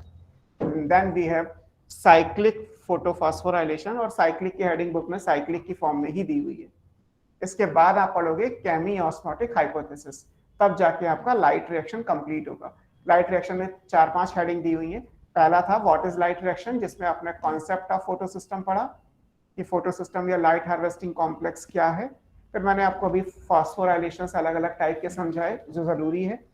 देन अभी आप पढ़ेंगे द इलेक्ट्रॉन ट्रांसपोर्ट यानी नॉन साइक्लिक, और उसके बाद साइक्लिक और केमी ऑस्मोटिक हाइपोथेसिस। उसके बाद डार्क रिएक्शन पे आएंगे। स्टार्ट करते हैं पहले इलेक्ट्रॉन ट्रांसपोर्ट क्या है। अब इलेक्ट्रॉन ट्रांसपोर्ट जो आपको लास्ट स्लाइड ओपन करना। हाँ बेटा, लास्ट स्लाइड जो नॉन साइक्लिक आपको बनाना है या जो ड्रॉ करना है, उस पर बात करते हैं कि वो कहाँ से आ सकता है, कैसे आएगा। हो गया सर। देखिए नॉन साइक्लिक में दोनों फोटो सिस्टम चाहिए। जैसे अभी हमने PS2 PS1 लिखा, वो PS1 PS2 का एनर्जी लेवल अलग अलग होता है। तो अगर आप NCERT का डायग्राम भी देखोगे तो दोनों थोड़े से ऊपर नीचे करके बने हुए हैं। इसलिए बने हुए हैं क्योंकि दोनों का एनर्जी लेवल अलग अलग होता है। हायर क्लासेस में क्या होता है, यहाँ लेफ्ट साइड पे एक स्केल बनाया जाता है, रेडॉक्स पोटेंशियल। तो सबकी अपनी अपनी एनर्जी के हिसाब से जिसकी जो एनर्जी लेवल होगी उस हिसाब से उन चीजों को बनाया जाता है। बट आपको वो स्केल तो नहीं याद करना, NCERT में है भी नहीं, आपको याद भी नहीं करना। आपको सिर्फ ये ध्यान रखना है कि अच्छा ये ऊपर नीचे है, इसका मतलब इनकी एनर्जी लेवल कम या ज्यादा है एक दूसरे के कंपैरिजन में। ये एटलीस्ट सेम एनर्जी लेवल पे तो नहीं है, और ये चीज NCERT के डायग्राम से आपको समझ में आनी चाहिए। हम अगर अपने हिसाब से बनाएं तो क्योंकि स्पेस कम लेना है, मैं पहले छोटा सा ही बनाता हूँ। ये हमारे पास PS है 2, फोटो सिस्टम 2, और यहां बना लेते हैं थोड़ा सा ऊपर करके, ये है फोटो सिस्टम 1। तो ये PS1 PS2 बने हैं, थोड़ा सा ऊपर नीचे बने हुए। अब आपको पता है कि जो PS2 है उसकी वेवलेंथ कितनी है, इसको जब लाइट मिलेगी, लाइट तो अर्थ पे एक साथ आती है, तो यहाँ लाइट कौन सी है, lambda equals to 400 to 680 nanometre, है ना। लाइट इस पे भी एक साथ ही आएगी, तो इसको जो लाइट मिलेगी वो लाइट कौन सी है, इसको जो लाइट मिल रही है that is lambda equals to 680 to 700 nanometre. तो वेवलेंथ तो दोनों को अपनी अपनी मिली, सनलाइट तो एक साथ ही आ रही है। जैसे ही सनलाइट एक लाइट हार्वेस्टिंग कॉम्प्लेक्स या फोटो सिस्टम पे गिरेगी, तो PS2 अपने हिसाब से लाइट को एब्जॉर्ब करेगा, PS1 अपने हिसाब से लाइट को एब्जॉर्ब करेगा। दोनों से ही क्या होगा, दोनों से ही साइमल्टेनियसली, दोनों से एक साथ क्या होगा, यहां से 2 इलेक्ट्रॉन निकल जाएंगे, यहां से भी निकल गए 2 इलेक्ट्रॉन और यहां से भी 2 इलेक्ट्रॉन निकल गए, है ना। अब 2 ही इलेक्ट्रॉन क्यों निकले, कभी आपसे पूछा जाए तो एज पर केमिस्ट्री अगर आप जाओगे तो Mg+2 होता है। Mg को अगर आयनिक फॉर्म में लिखोगे तो डाइवैलेंट है, तो Mg+2 होगा, और Mg+2 से Mg+ एग्जिस्ट नहीं करता, जिन्होंने भी केमिस्ट्री पढ़ा होगा, तो Mg+ तो होता नहीं है, Mg+2 होगा आयनिक फॉर्म में, और Mg बन सकता है 2 इलेक्ट्रॉन को वो निकाल के। हालांकि Mg तो अनस्टेबल होगा, तो वो कहीं और से 2 इलेक्ट्रॉन लेके वापस Mg+2 में चला जाएगा। लेकिन लाइट के आने पे अपने ग्राउंड स्टेट से एक्साइटेड स्टेट में जाना और एक्साइटेड स्टेट से वापस अपने ग्राउंड स्टेट में आना, ये क्लोरोफिल के मॉलिक्यूल यानी मैग्नीशियम आयन की टेंडेंसी है, तो ये काम हो गई होगा। तो यहाँ भी क्लोरोफिल A है, यहाँ भी क्लोरोफिल A है, दोनों में मैग्नीशियम आयन है, तो मैग्नीशियम आयन की वजह से क्या होगा, क्लोरोफिल का मॉलिक्यूल एक्साइट हो जाएगा, यानी वो अपनी ग्राउंड स्टेट से एक्साइटेड स्टेट में चला गया, 2-2 इलेक्ट्रॉन को निकाल दिए। अब 2-2 इलेक्ट्रॉन को निकाल दिए तो इलेक्ट्रॉन को कोई ना कोई तो लेगा। इलेक्ट्रॉन का मतलब यहाँ पे है redox potential, central kind of energy. Electron का मतलब है इक्विवेलेंट टू दैट एनर्जी है, तो ये एनर्जी का लॉस हुआ।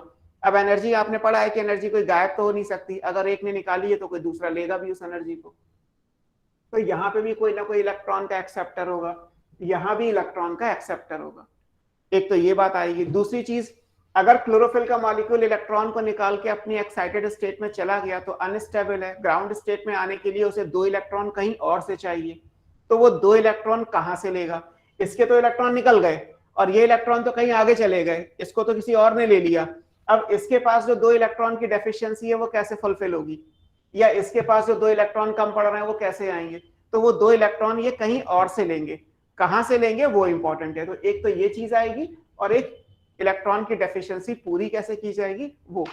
तो जैसे ही क्लोरोफिल का मॉलिक्यूल 2 इलेक्ट्रॉन को निकल के ये आगे जाएगा, ये अपनी एक्साइटेड स्टेट में गया, अगर ये एक्साइटेड स्टेट में गया तो इसको फुलफिल करने के लिए क्या करेगा, ये वाटर को स्प्लिट कर देगा। यहाँ क्या होगा, यहाँ पे इमीडिएटली क्या होगा, वाटर का मॉलिक्यूल स्प्लिट हो जाएगा।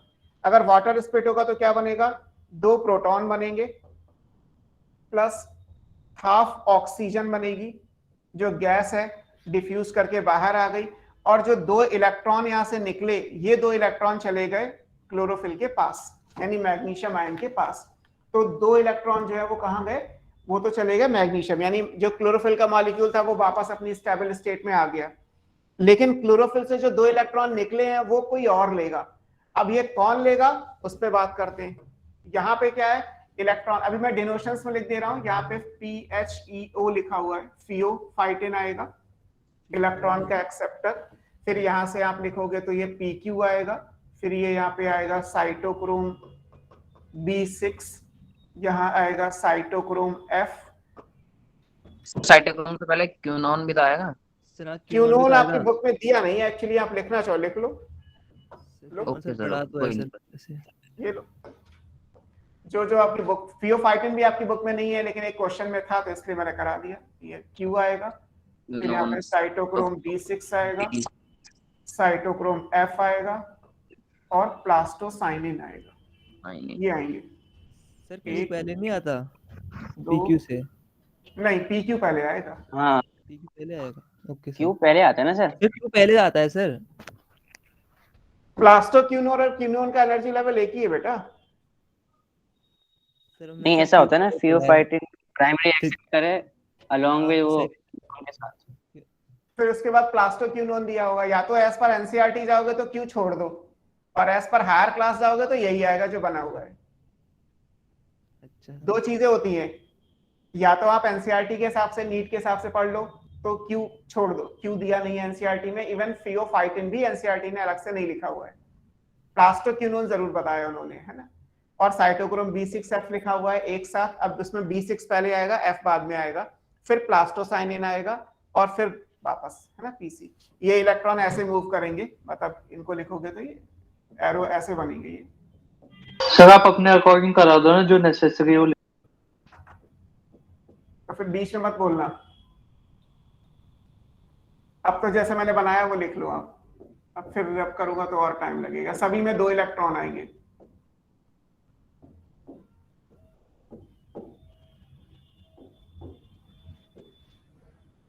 अब तो बना लो जो बन गया।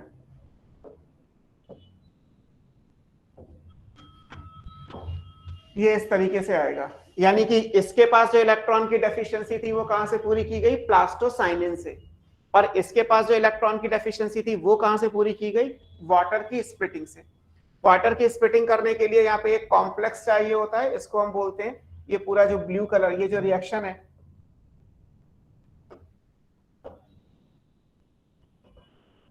ये रिएक्शन पूरे एक कॉम्प्लेक्स के अंदर होती है। इस कॉम्प्लेक्स को हम बोलते हैं OEC। OEC is oxygen evolving complex. आगे लिख दूंगा मैं। यहां से जो 2 इलेक्ट्रॉन निकले हैं ये कौन लेगा? ये लेगा, यहाँ पे होता है फेरेडॉक्सिन, FB।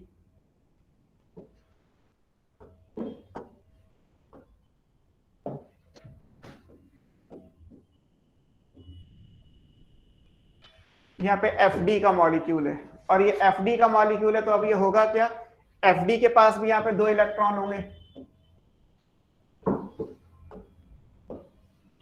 यहां से ये 2 इलेक्ट्रॉन निकल के यहां आ गए। अगर यहाँ पे 2 प्रोटॉन हो, नहीं दिख रहा आपको? कट रहा है? नहीं दिख रहा है। दिख रहा है? ठीक है, बस उससे ऊपर नहीं जाऊंगा।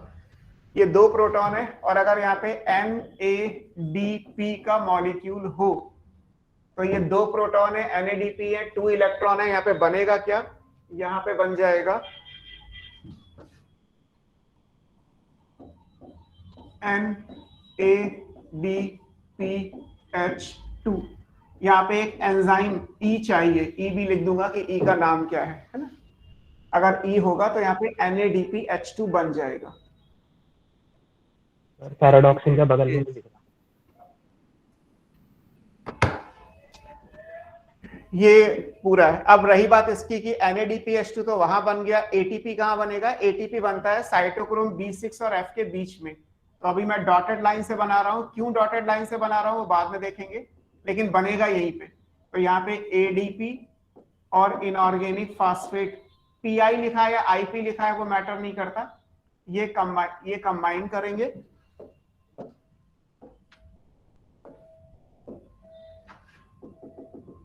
और ये कंबाइन करके बनाएंगे क्या? ये आपके ATP बनाएंगे। तो ATP बनेगा साइटोक्रोम B6 और F के बीच में। डॉटेड लाइन क्यों बनी हुई है वो बाद में देख लेंगे। ये पूरा नॉन साइक्लिक वो 2 प्रोटॉन वाटर वाले ही है ना? हाँ बेटा,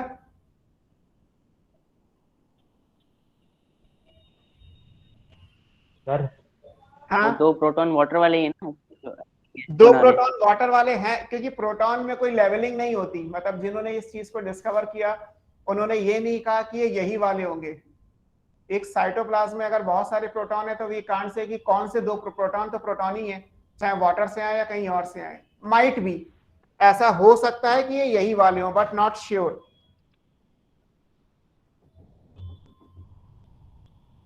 ये भी डॉटेड लाइन से है ना। डॉटेड लाइन का मतलब नॉट श्योर कि ये यही वाले हैं, बट हो सकते हैं, है ना।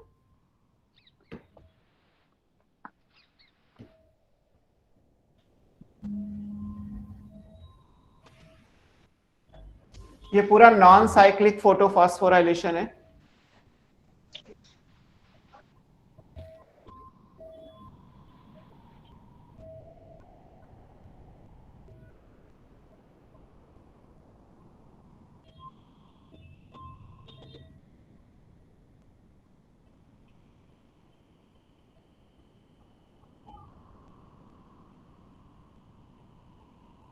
सर साइटोक्रोम B6 जो हो बनाया गया? वो क्या है? साइटोक्रोम B6 और F। सर नहीं, जो ये ADP प्लस IP और ATP बनाया है। वो साइटोक्रोम B6 और F के बीच में ही बनेगा। जो ATP आपने लिखा था लाइट रिएक्शन में ATP और NADPH2 बनता है, तो NADPH2 कहाँ बनेगा? पैराडॉक्सिन के पास में। और ATP कहाँ बनेगा? साइटोक्रोम B6 और F के बीच में। वाटर कहाँ स्प्लिट होगा? PS2 पे स्प्लिट होगा। तो जो चीजें आपने लिखी थी वो है। इसमें कहीं कोई कार्बन डाइऑक्साइड नहीं है, कहीं ग्लूकोज का फॉर्मेशन नहीं है। और लाइट कहाँ से आ रही है? PS1 PS2 पे जो आपने लिखा है lambda equals to 400 to 680 and 680 to 700, तो वो लाइट हो गई, फोटॉन्स हो गए।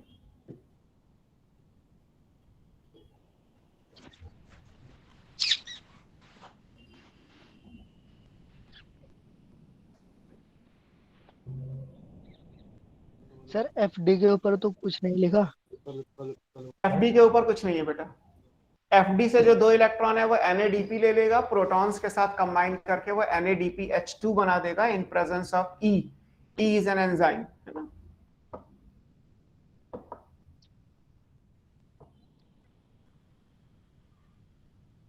सर अगर फोटो सिस्टम हाँ। सेकंड पे 500 लैम्डा की लाइट आए तो ये प्रोसेस होगा? क्या? फिर से बोलो शुभम। मैं बोल रहा हूँ कि अगर फोटो सिस्टम सेकंड पे 500 नैनोमीटर की लाइट आए तो ये प्रोसेस होगा या नहीं होगा? हाँ बिल्कुल होगा। 400 से 680 तक कुछ भी दे दो आप। सर लेकिन एनसीईआरटी में लिखा है कि 680 चाहिए, तभी इसकी मैक्सिमम पीक आएगी, तभी होगा ये। अलग अलग चीजें हैं। 680 की जब आप दोगे तो ये वाला मतलब पूरा प्रोसेस नॉन साइक्लिक। सर हाँ सर FD पे जो रिएक्शन है वो एक बार फिर से बता दोगे? FD की बता दूंगा। शुभम का क्लियर है डाउट? ये जो पूरा डायग्राम बना हुआ है, आपने कहा कि अगर मैं इसके बीच में मान लीजिए 500 की लाइट दे दूं तो क्या होगा? तो 500 से 600 का जो ग्रीन वाला सेक्शन है, बस आपको वो हटाना है, क्योंकि आप पढ़ चुके हैं कि अगर ये ग्रीन प्लांट में हो रहा है तो ग्रीन प्लांट में फिर क्लोरोफिल तो ग्रीन मॉलिक्यूल है, वो तो एनर्जी को एब्जॉर्ब करेगा ही नहीं। तो एग्जैक्टली 500 पे जब भी कोई ऐसा आता है जो ट्रांजिशन का डेटा है कि एग्जैक्टली 500 पे क्या, तो एज पर अगर नॉलेज कहा जाए तो 500 दोनों जगह आएगा। 500 ग्रीन शुरू होता है, तो उससे पहले अगर कहा जाए तो ब्लू खत्म भी होता है। तो 500 पे ये प्रोसेस हो भी सकता है, नहीं भी हो सकता है। आपसे नहीं पूछा जाएगा क्योंकि ट्रांजिशन के डेटा अलग होते हैं और वो दूर दूर तक आपके सिलेबस में कहीं नहीं टच करते। 501 अगर हो गई वेवलेंथ तो ये प्रोसेस बिल्कुल नहीं होगा। 500 से 600 के बीच में ये नहीं होता, और उसमें 501 से बेसिकली नहीं हो रहा।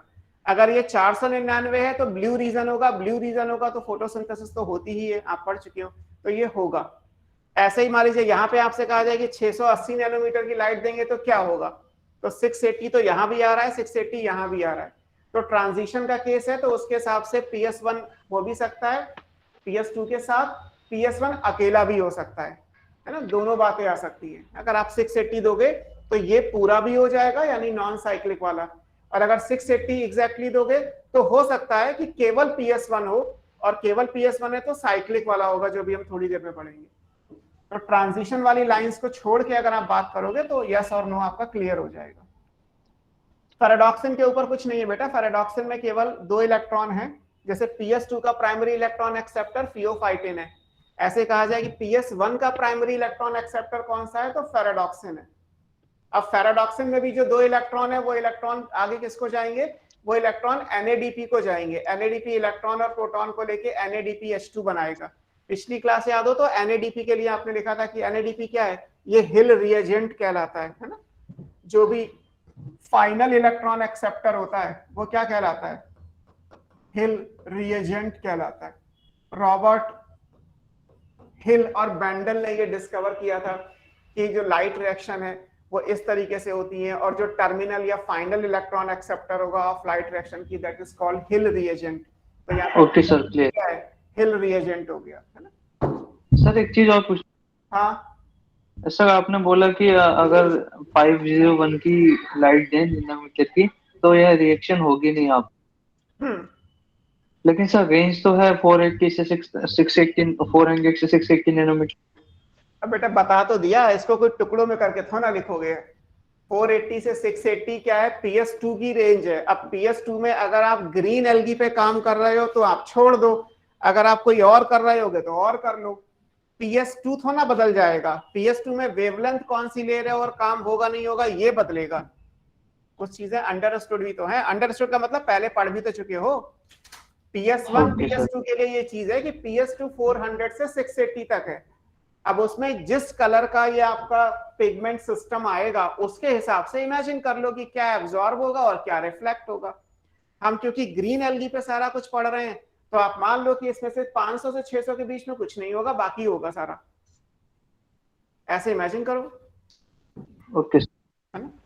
PS1 में जो 2 इलेक्ट्रॉन निकले वो भी मैग्नीशियम वाला था। हाँ, सब जगह वो रिएक्शन मैग्नीशियम से ही होगी, क्योंकि जो रिएक्शन सेंटर है वो तो हर जगह क्लोरोफिल ए का मॉलिक्यूल है ना, और क्लोरोफिल ए मॉलिक्यूल में मैग्नीशियम है जिससे एग्जैक्टली रिएक्शन स्टार्ट होती है। सर OEC क्या बता रहा, और वो जो 2 इलेक्ट्रॉन आ रहे हैं उसको बैलेंस कर रहे हैं क्लोरोफिल ए को PS1 के। हाँ भाई, इसके पास 2 इलेक्ट्रॉन कम पड़े तो उसने वाटर को स्प्लिट कर लिया, इसके पास 2 इलेक्ट्रॉन कम पड़े तो उसने पीछे से ले लिया, प्लास्टोसाइनिन से ले लिया। ओके ठीक है। सर OEC क्या बता रहे, हिल रिएजेंट क्या होता है?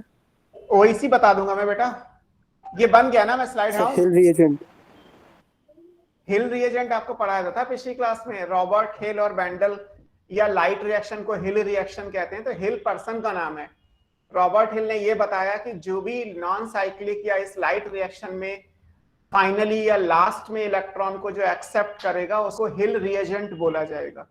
अब यहाँ पे लास्ट में इलेक्ट्रॉन को कौन ले रहा है, NADP ले रहा है, तो NADP क्या बन गया, हिल रिएजेंट बन गया।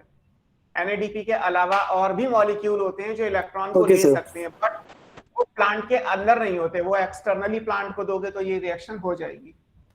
हो गया सर, हो गया। अब इसके आगे डिनोशंस पूरे करो, इसको फटाफट, इसमें जितने क्वेश्चंस हैं वो देखते हैं। आपने पूछा कि OEC क्या है, तो पहले OEC ही लिख लो। OEC ऑक्सीजन इवॉल्विंग कॉम्प्लेक्स है।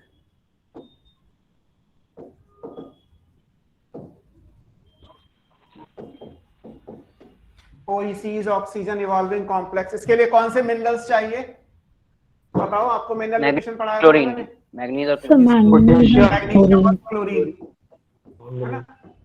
फिर आपने क्या लिखा था, FeO, PHEO, ये फियोफाइटिन है। फिलहाल तो ये NCERT में है नहीं, मैं स्टार लगा दे रहा हूं, है ना। प्लास्टोक्यूनोन PQ है, ये NCERT में है, और अगर Q दिया होगा तो क्यूनोन है ना? ये है, ये NCERT में नहीं है ना। फिर इसके बाद साइटोक्रोम है, साइटोक्रोम में B6 है या F है, 2 अलग अलग साइटोक्रोम है। साइटोक्रोम के अंदर कौन सा पिगमेंट कौन सा मिनरल होगा, ये आयरन कंटेनिंग प्रोटीन है ना। फिर उसके बाद PC में क्या है, कॉपर, प्लास्टोसाइन। प्लास्टोसाइनिन में क्या होता है, ये कॉपर कंटेनिंग है। Cu। FD क्या है, फेरोडॉक्सिन। फेरोडॉक्सिन आयरन एंड सल्फर। तो आपकी बुक में फेरोडॉक्सिन भी लिखा होगा और FeS भी लिखा होगा, यानी पूरे फेरोडॉक्सिन एक तरीके का प्रोटीन है। फेरोडॉक्सिन में जो रिएक्शन होगी, मतलब जो इलेक्ट्रॉन का लेना देना है, वो आयरन सल्फर वाली यूनिट से हो रहा है। तो फेरोडॉक्सिन के बगल में FeS लिखा होगा, या आगे आप एक और टर्म पढ़ोगे FMN भी लिखा होगा। तो फिलहाल अभी आप FeS याद कर लो, बाकी जो दूसरा आएगा तब हम देख लेंगे, है ना। और फिर एक एंजाइम हमने नाम लिखा था E, है ना। E एक एंजाइम था, एंजाइम का नाम क्या है, NADP FD रिडक्टेज। आप केमी ऑस्मोटिक हाइपोथेसिस वाला डायग्राम देखोगे तो वहां पे लिखा होगा NFR। NFR क्या हुआ, NADP फेरोडॉक्सिन रिडक्टेज, है ना।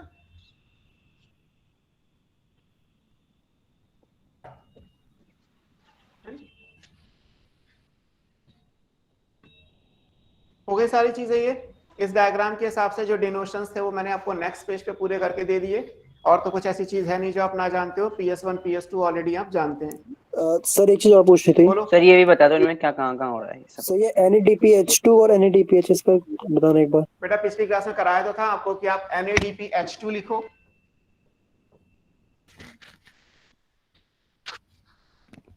NADPH2 लिखो, या NADPH प्लस H पॉजिटिव लिखो, या NADP लिखो, सब एक ही बात है, आपके लेवल पे कोई डिफरेंस नहीं है। NADPH2 लिखा है, NADPH प्लस H पॉजिटिव लिखा है, या NADPH लिखा हुआ है। H है, ये इंपॉर्टेंट है, चाहे वो H2 हो, H हो, या H प्लस H पॉजिटिव हो। हालांकि इन सब में जो बेस्ट आंसर है वो बीच वाला है, H प्लस H पॉजिटिव वाला, बट सब एक ही बात है। इसका मतलब है कि NADP का मॉलिक्यूल एक हिल रिएजेंट जिसे भी हमने बोला, वो बेसिकली क्या है, वो प्रोटॉन को कैरी कर रहा है, बस इतना ही बस आपको ध्यान में रखना है। अगर उसमें H नहीं है तो NADP होगा, और अगर H है तो इन तीनों में किसी तरीके से भी लिख लो, उससे कोई फर्क नहीं पड़ता। ठीक है, जो कुछ चीजें और याद रखनी है वो यहां से फिर से वापस आते हैं। इसमें आपको ये याद रखना है कि अपहिल एंड डाउनहिल आपसे पूछा जाएगा। अपहिल डाउनहिल का मतलब क्या है, जो रिएक्शन में एरो ऊपर गए हैं, ऊपर जाने का मतलब है अपने से ज्यादा एनर्जी लेवल पे। जैसे अगर ये कहा जाए कि PS1 PS2 में ज्यादा एनर्जी लेवल किसका है, PS1 का। ये मैंने ऊपर नीचे बनाए हैं, आप देखोगे तो इसके बराबर नहीं है, इससे थोड़ा ऊपर है, NCERT में भी ऊपर ही बने हुए हैं। ऐसे फियोफाइटिन और फेराडॉक्सिन को देखोगे तो एनर्जी लेवल फेराडॉक्सिन का ज्यादा है, और अगर आप PQ, साइटोक्रोम, PC इन सबको देखोगे तो इनका एनर्जी लेवल कम होता जा रहा है, ये नीचे आ रहे हैं। तो एनर्जी लेवल ज्यादा या कम मतलब अप एंड डाउन समझ लो। तो पूछा जाएगा uphill and downhill. Hill reaction यानी लाइट रिएक्शन। अब हिल में अपहिल का मतलब है जो अपने प्रीवियस वाले से हायर एनर्जी लेवल की है। जैसे ये वाली जो रिएक्शन है वो इससे ज्यादा एनर्जी लेवल की है, ये वाली जो रिएक्शन है वो इससे ज्यादा एनर्जी लेवल की है। तो फियोफाइटिन को इलेक्ट्रॉन जाना या फेराडॉक्सिन को इलेक्ट्रॉन जाना, ये रिएक्शन कैसी हो गई, अपहिल रिएक्शन हो गई। और बाकी ये जितनी भी रिएक्शन आ रही है, movement of electron from pheophytin to Q, या साइटोक्रोम B6 टू F, या साइटोक्रोम टू प्लास्टोसाइनिन, या प्लास्टोसाइनिन से PS1, ये सब क्या है, ये डाउनहिल रिएक्शन हो गई। तो अपहिल एंड डाउनहिल का सीधा सीधा मतलब है जो एरो ऊपर जा रहे हैं वो अपहिल हैं, और जो एरो नीचे आ रहे हैं वो सारे डाउनहिल हैं। हालांकि टेक्निकली इनका मीनिंग ये है कि वो अपने से ज्यादा एनर्जी लेवल पे हैं, दैट्स व्हाई वो अपहिल हैं, और प्रीवियस से अगर वो लोअर एनर्जी लेवल पे हैं तो वो डाउनहिल कहलाएंगे।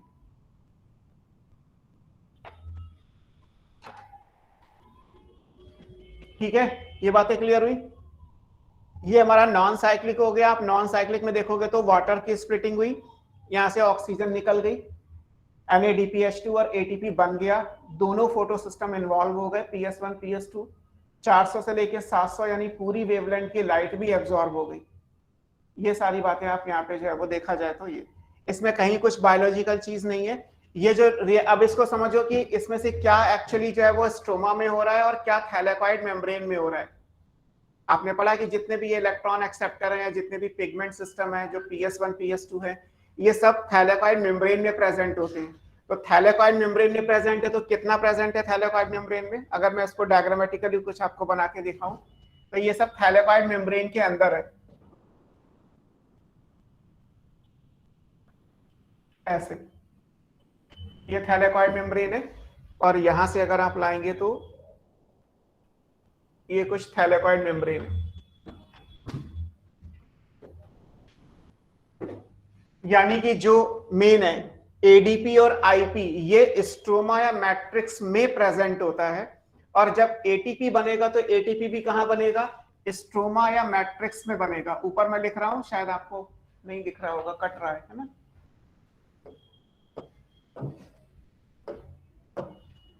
ये जो लाइन यहाँ पे ATP और NADPH2 लिखा हुआ है ना, आप यहां से देख लो, ये क्या ऊपर क्या है, यहाँ पे स्ट्रोमा है या मैट्रिक्स, जो आप क्लोरोप्लास्ट के स्ट्रक्चर में पढ़ते हो। तो ATP और NADPH2 कहां बनेगा, स्ट्रोमा और मैट्रिक्स में। इनके रॉ मटेरियल यानी ATP बनाने के लिए ADP IP चाहिए, ये कहां से आया, स्ट्रोमा से आया। ऐसे NADP और जो प्रोटॉन है वो कहां प्रेजेंट है, स्ट्रोमा में प्रेजेंट है। बस इलेक्ट्रॉन इस इलेक्ट्रॉन के डोनर से आए, इसने इलेक्ट्रॉन को दिया है, तो ये कहां प्रेजेंट था, ये मेम्ब्रेन के अंदर था, ये बीच में जितने भी बने हुए हैं ये सब क्या है, ये आपका थाइलेकॉइड मेम्ब्रेन है। और ऐसे अगर कहा जाए कि मेम्ब्रेन के नीचे की तरफ क्या है, तो नीचे की तरफ स्पेस आएगा, दैट इज ल्यूमेन। तो आपको मैंने तीनों चीजें पढ़ाई थी थाइलेकॉइड मेम्ब्रेन में। मेम्ब्रेन के बाहर स्टोमा या मैट्रिक्स होता है, मेम्ब्रेन की एक अपनी थिकनेस है, और नीचे जो आएगा वो ल्यूमेन आएगा। बस आपको ये याद रखना है, यही नॉन साइक्लिक फोटोफॉस्फोराइलेशन पूरा है। अब साइक्लिक पे आते हैं कि साइक्लिक में क्या होगा।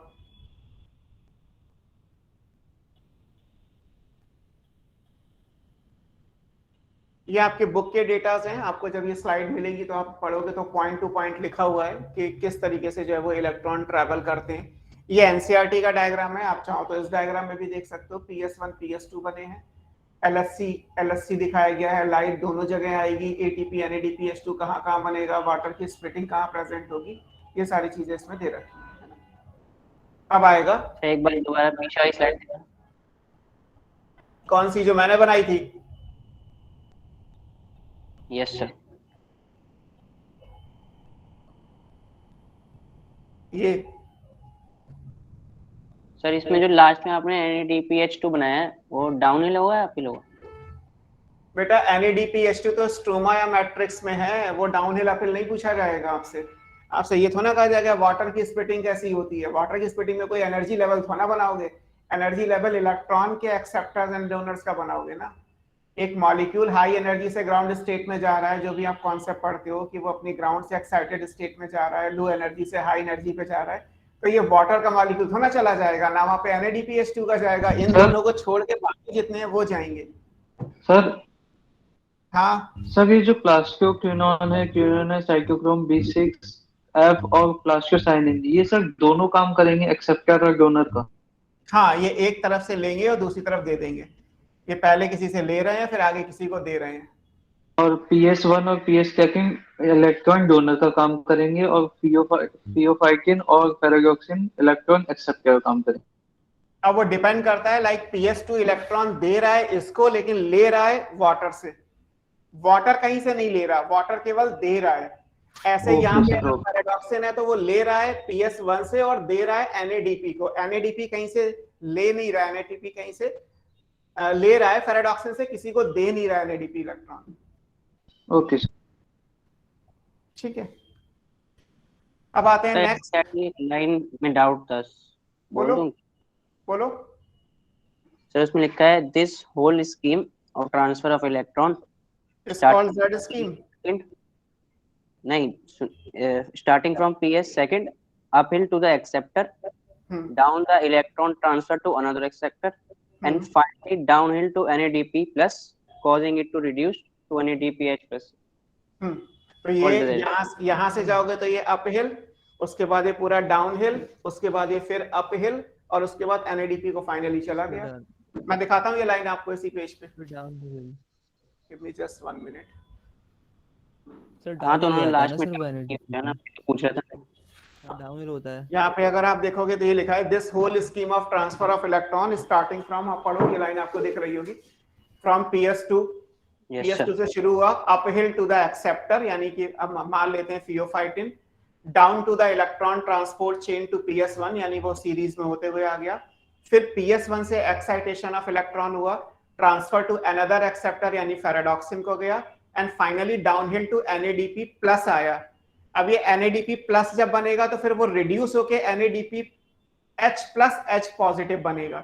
तो डाउनहिल केवल ये यहां तक का है, ये इसके बाद जब ये रिड्यूस हो जाएगा तो वो डाउनहिल नहीं है। तो जैसे हमारे डायग्राम में क्या है, मैंने आपको एक साथ ही बना के दिखाया, मैंने आपको NADP प्लस नहीं दिखाया, मैंने आपको सिर्फ क्या दिखाया है कि NADP ने 2 इलेक्ट्रॉन लिए, 2 प्रोटॉन लिए और उसके बाद NADP H2 बन गया। बट पहले क्या होगा, NADP इलेक्ट्रॉन को लेके NADP प्लस में चेंज होगा, उसके बाद वो रिड्यूस होके NADP H2 में चेंज होगा, जैसा आपकी बुकिश लैंग्वेज में ये जो लाइन है वहां लिखा हुआ है।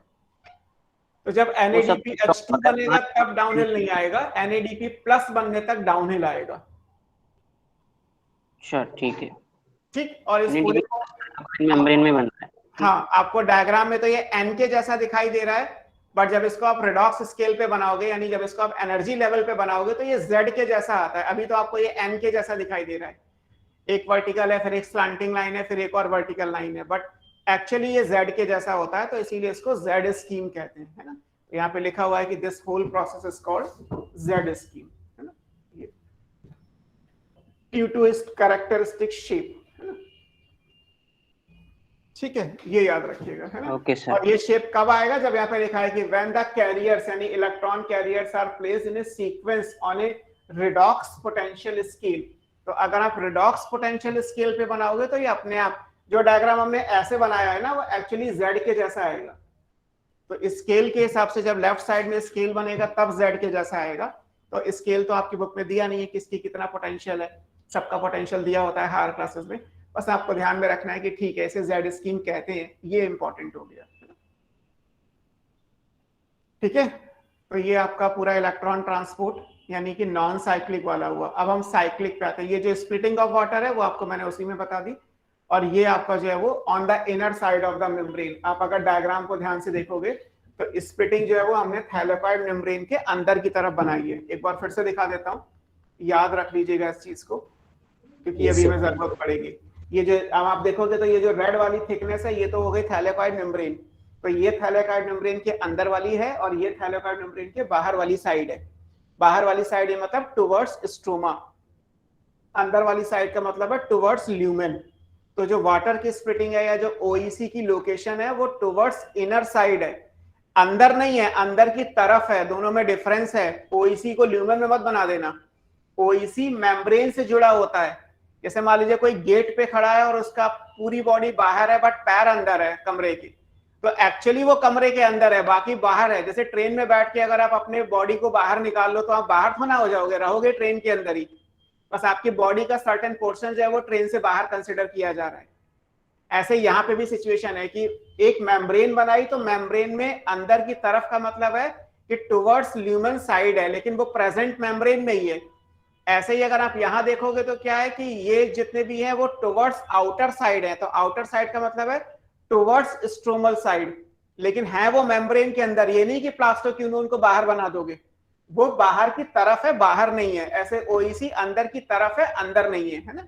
ये डिफरेंस है दोनों में। प्रोटॉन और ऑक्सीजन तो वहीं रिलीज हो रहे हैं ना ल्यूमेन में। ऑक्सीजन ल्यूमेन में रिलीज होगी, ऑक्सीजन ल्यूमेन में रिलीज होगी। वाटर ल्यूमेन से आया था, प्रोटॉन ल्यूमेन में इकट्ठा होंगे, लेकिन ओईसी जो ओईसी का डायग्राम बनेगा वो मेम्ब्रेन में अंदर की तरफ बनता है। आपकी बुक में ओईसी का कोई कॉम्प्लेक्स का डायग्राम नहीं दिया, बट आपको ध्यान में रखना है कि वो अंदर बनेगा, है ना। तो इसलिए ये स्प्लिटिंग ऑफ वाटर में ये लाइन इंपॉर्टेंट है कि ये inner side of the membrane पे होगा। ये जो रिएक्शन है ये inner side of the membrane पे होगी, है ना। और फिर आता है अब साइक्लिक और नॉन साइक्लिक। अब हम बात करते हैं कि नॉन साइक्लिक में तो हमने देख लिया साइक्लिक फोटोफॉस्फोराइलेशन में क्या होगा। साइक्लिक में खास बात क्या है, साइक्लिक में जो नॉन साइक्लिक का मतलब क्या होगा कि जो इलेक्ट्रॉन निकल के गया वो वापस लौट के नहीं आया। साइक्लिक में जो इलेक्ट्रॉन निकल के गया वो वापस लौट के आएगा। तो अगर आप साइक्लिक बना रहे हैं तो साइक्लिक तो इजी है। साइक्लिक में मान लीजिए ये PS1 है, हमारा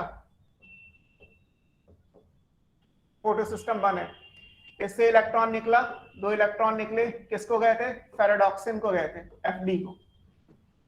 इसको लाइट आपने कितनी दी हुई है, इसको लाइट आपने दी है lambda equals to 680 to 700 nanometre. अब होगा क्या कि ये इलेक्ट्रॉन वापस जो है वो लौट के प्लास्टोक्यूनोन को आएंगे, फिर यहां से इन शॉर्ट साइटोक्रोम B6 में जाएंगे, फिर यहां से साइटोक्रोम F में जाएंगे, फिर यहां से ये प्लास्टोसाइनिन में जाएंगे और वापस आ जाएंगे। तो हेलो सर, म्यूट कर दिया आपको किसी ने? आवाज नहीं आ रही है, आवाज नहीं आ रही है।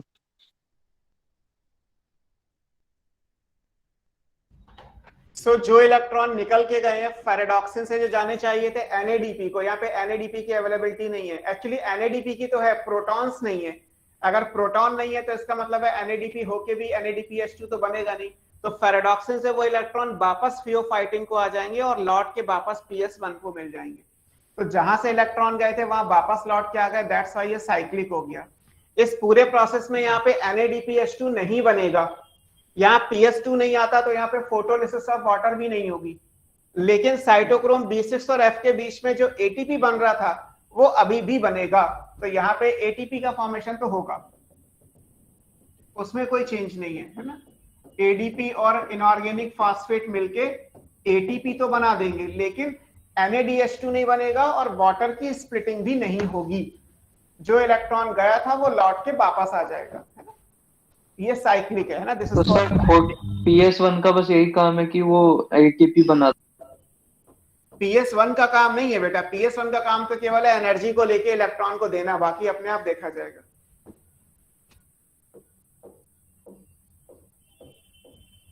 ATP बनाने का काम साइटोक्रोम B6 और F का है। ये साइक्लिक है, फोटोफॉस्फो आएगा।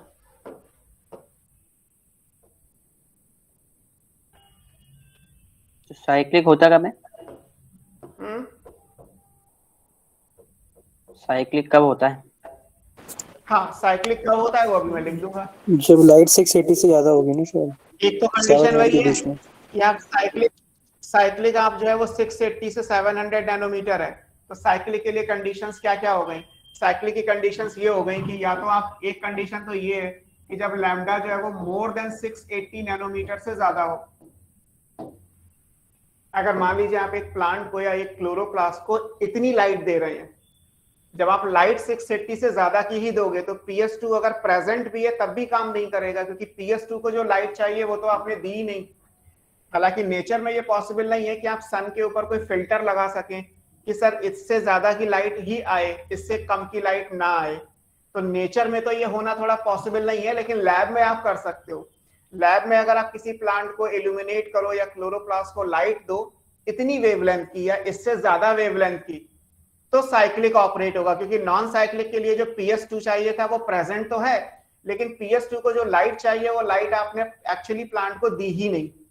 तो नेचर में तो नहीं होता, नेचर में तो नहीं हो सकती ये वाला क्लॉज, ये केवल लैब में हो सकता है ना। आर्टिफिशियली ये काम किया जा सकता है कि प्लांट को अगर आप 680 नैनोमीटर से ज्यादा की लाइट देंगे तो फिर उस केस में जो है वो साइक्लिक आएगा, है ना। ये आर्टिफिशियल लाइट है। सर एनऑक्सीजेनिक कंडीशन में तो हो सकता है सर ये? हाँ सर एनऑक्सीजेनिक कंडीशन में, सर ऑक्सीजन के एब्सेंट में। ऑक्सीजन की एब्सेंस में ऑक्सीजन की प्रेजेंस से क्या फर्क पड़ रहा है? ऑक्सीजन की प्रेजेंस और एब्सेंस से फोटोसिंथेसिस पे तो ना कोई फर्क पड़ रहा है। ऐसा तो कहीं नहीं बोला कि ऑक्सीजन प्रेजेंट होगी तो नॉन साइक्लिक होगा और ऑक्सीजन नहीं होगी तो साइक्लिक होगा। ऑक्सीजन तो फोटोसिंथेसिस में बनती है। फोटोलिसिस ऑफ वाटर से मतलब था सर, मतलब नहीं, फोटोलिसिस ऑफ वाटर होने के लिए तो PS2 चाहिए ना। PS2 में अगर दो PS2 और OEC एक दूसरे के क्लोज कांटेक्ट में है, अगर PS2 से 2 इलेक्ट्रॉन निकले तो OEC वाटर को स्प्लिट करके 2 इलेक्ट्रॉन दे देगा। अगर PS2 से निकले ही नहीं तो OEC देगा ही नहीं। हाँ सर, है ना। आप दो लोग हो, अगर दोनों लोग आपस में क्लोज एसोसिएशन में हो तो भाई एक को 10 रुपए चाहिए थे, दूसरे ने दे दिए। अब जब पहले को 10 रुपीज की कोई जरूरत ही नहीं है तो दूसरा क्यों देगा? देगा इसलिए कि भाई उसकी पॉकेट में 10 रुपीज का नोट होना जरूरी है। तो ठीक है, अगर वो 10 रुपीज उसने किसी और को दे दिया तो उसने किसी और से ले लिया। लेकिन अगर किसी को दिया ही नहीं, PS2 ने 2 इलेक्ट्रॉन किसी को दिए ही नहीं, तो फिर OEC से 2 इलेक्ट्रॉन वो लेगा ही क्यों? तो ऐसा नहीं है कि वाटर की स्प्लिटिंग, वाटर की मतलब आपको ये समझना होगा कि कॉज और रिजल्ट दो अलग अलग बातें होती हैं। हम हमेशा कंफ्यूजन ये हो जाता है कि रिजल्ट को कॉज मान के बैठ जाते हैं। नीट की तैयारी करोगे तो सिलेक्शन होगा, ऐसा थोड़ा ना कि सिलेक्शन होगा नीट की तैयारी अपने आप हो जाएगी। एक कॉज है और एक उसका रिजल्ट है ना। और ये चीज बहुत सारे क्वेश्चंस में आती है कि क्या आप अगर ये कहें कि इलेक्ट्रॉन सब जब बाद में ग्राउंड स्टेट में आना ही था तो निकाले क्यों क्लोरोफिल मॉलिक्यूल ने? 20 मिनट तो मैंने इसी बात पे आपको समझा दिया ना कि इलेक्ट्रॉन को निकालना मॉलिक्यूल की टेंडेंसी है। अगर आप किसी चीज को गर्म करोगे तो उसमें केमिकल रिएक्शन तो होगी ही होगी ना। ऐसा तो है ही नहीं कि फोटॉन्स जो एनर्जी पार्टिकल्स है वो किसी सबस्ट्रेट पे गिरे और वो कोई रिएक्शन ही कॉज ना करे, ये तो हो ही नहीं सकता। हाँ, ये जरूर है कि आप ये कहें कि सर लाइट ही नहीं आ रही, तब ठीक है, लाइट नहीं आ रही तो कुछ नहीं हो रहा। बट अगर लाइट आएगी तो फोटॉन्स क्लोरोफिल पे गिरेंगे, क्लोरोफिल पे फोटॉन्स गिरेंगे तो मैग्नीशियम अपनी ग्राउंड से एक्साइटेड स्टेट में जाएगा। हालांकि उसे भी पता है कि वो अनस्टेबल हो जाएगा तो 2 इलेक्ट्रॉन कहीं और से लेके वापस भी लौट के आएगा। जाना उसकी मजबूरी है, और अगर जाएगा तो फिर वापस भी लौट के आएगा। आप ये कहें कि सर जब वापस लौट के आना ही है तो जाना ही क्यों था, वो नहीं हो सकता। तो ये सिचुएशन यहाँ पे भी है कि ये वाला केस क्या है कि भाई ठीक है लाइट हमने इतनी दी, तो अगर PS1 मान लीजिए PS2 यहाँ पे मैं बना भी दूं, लेकिन आप लाइट केवल ये वाली दे रहे हो तो PS2 काम कैसे करेगा, उसको तो जो लाइट चाहिए वो तो आपने दी नहीं ना। तो अल्टीमेटली ये ऐसे ही बन के आएगा, यानी कि साइक्लिक ही होगा। या अगर आपको नेचर में मान लीजिए साइक्लिक करना है तो कैसे होगा, तो फिर हो सकता है लोकेशन। दूसरा का क्या हो सकता है, दूसरा ये कि when only stromal thylakoid is considered.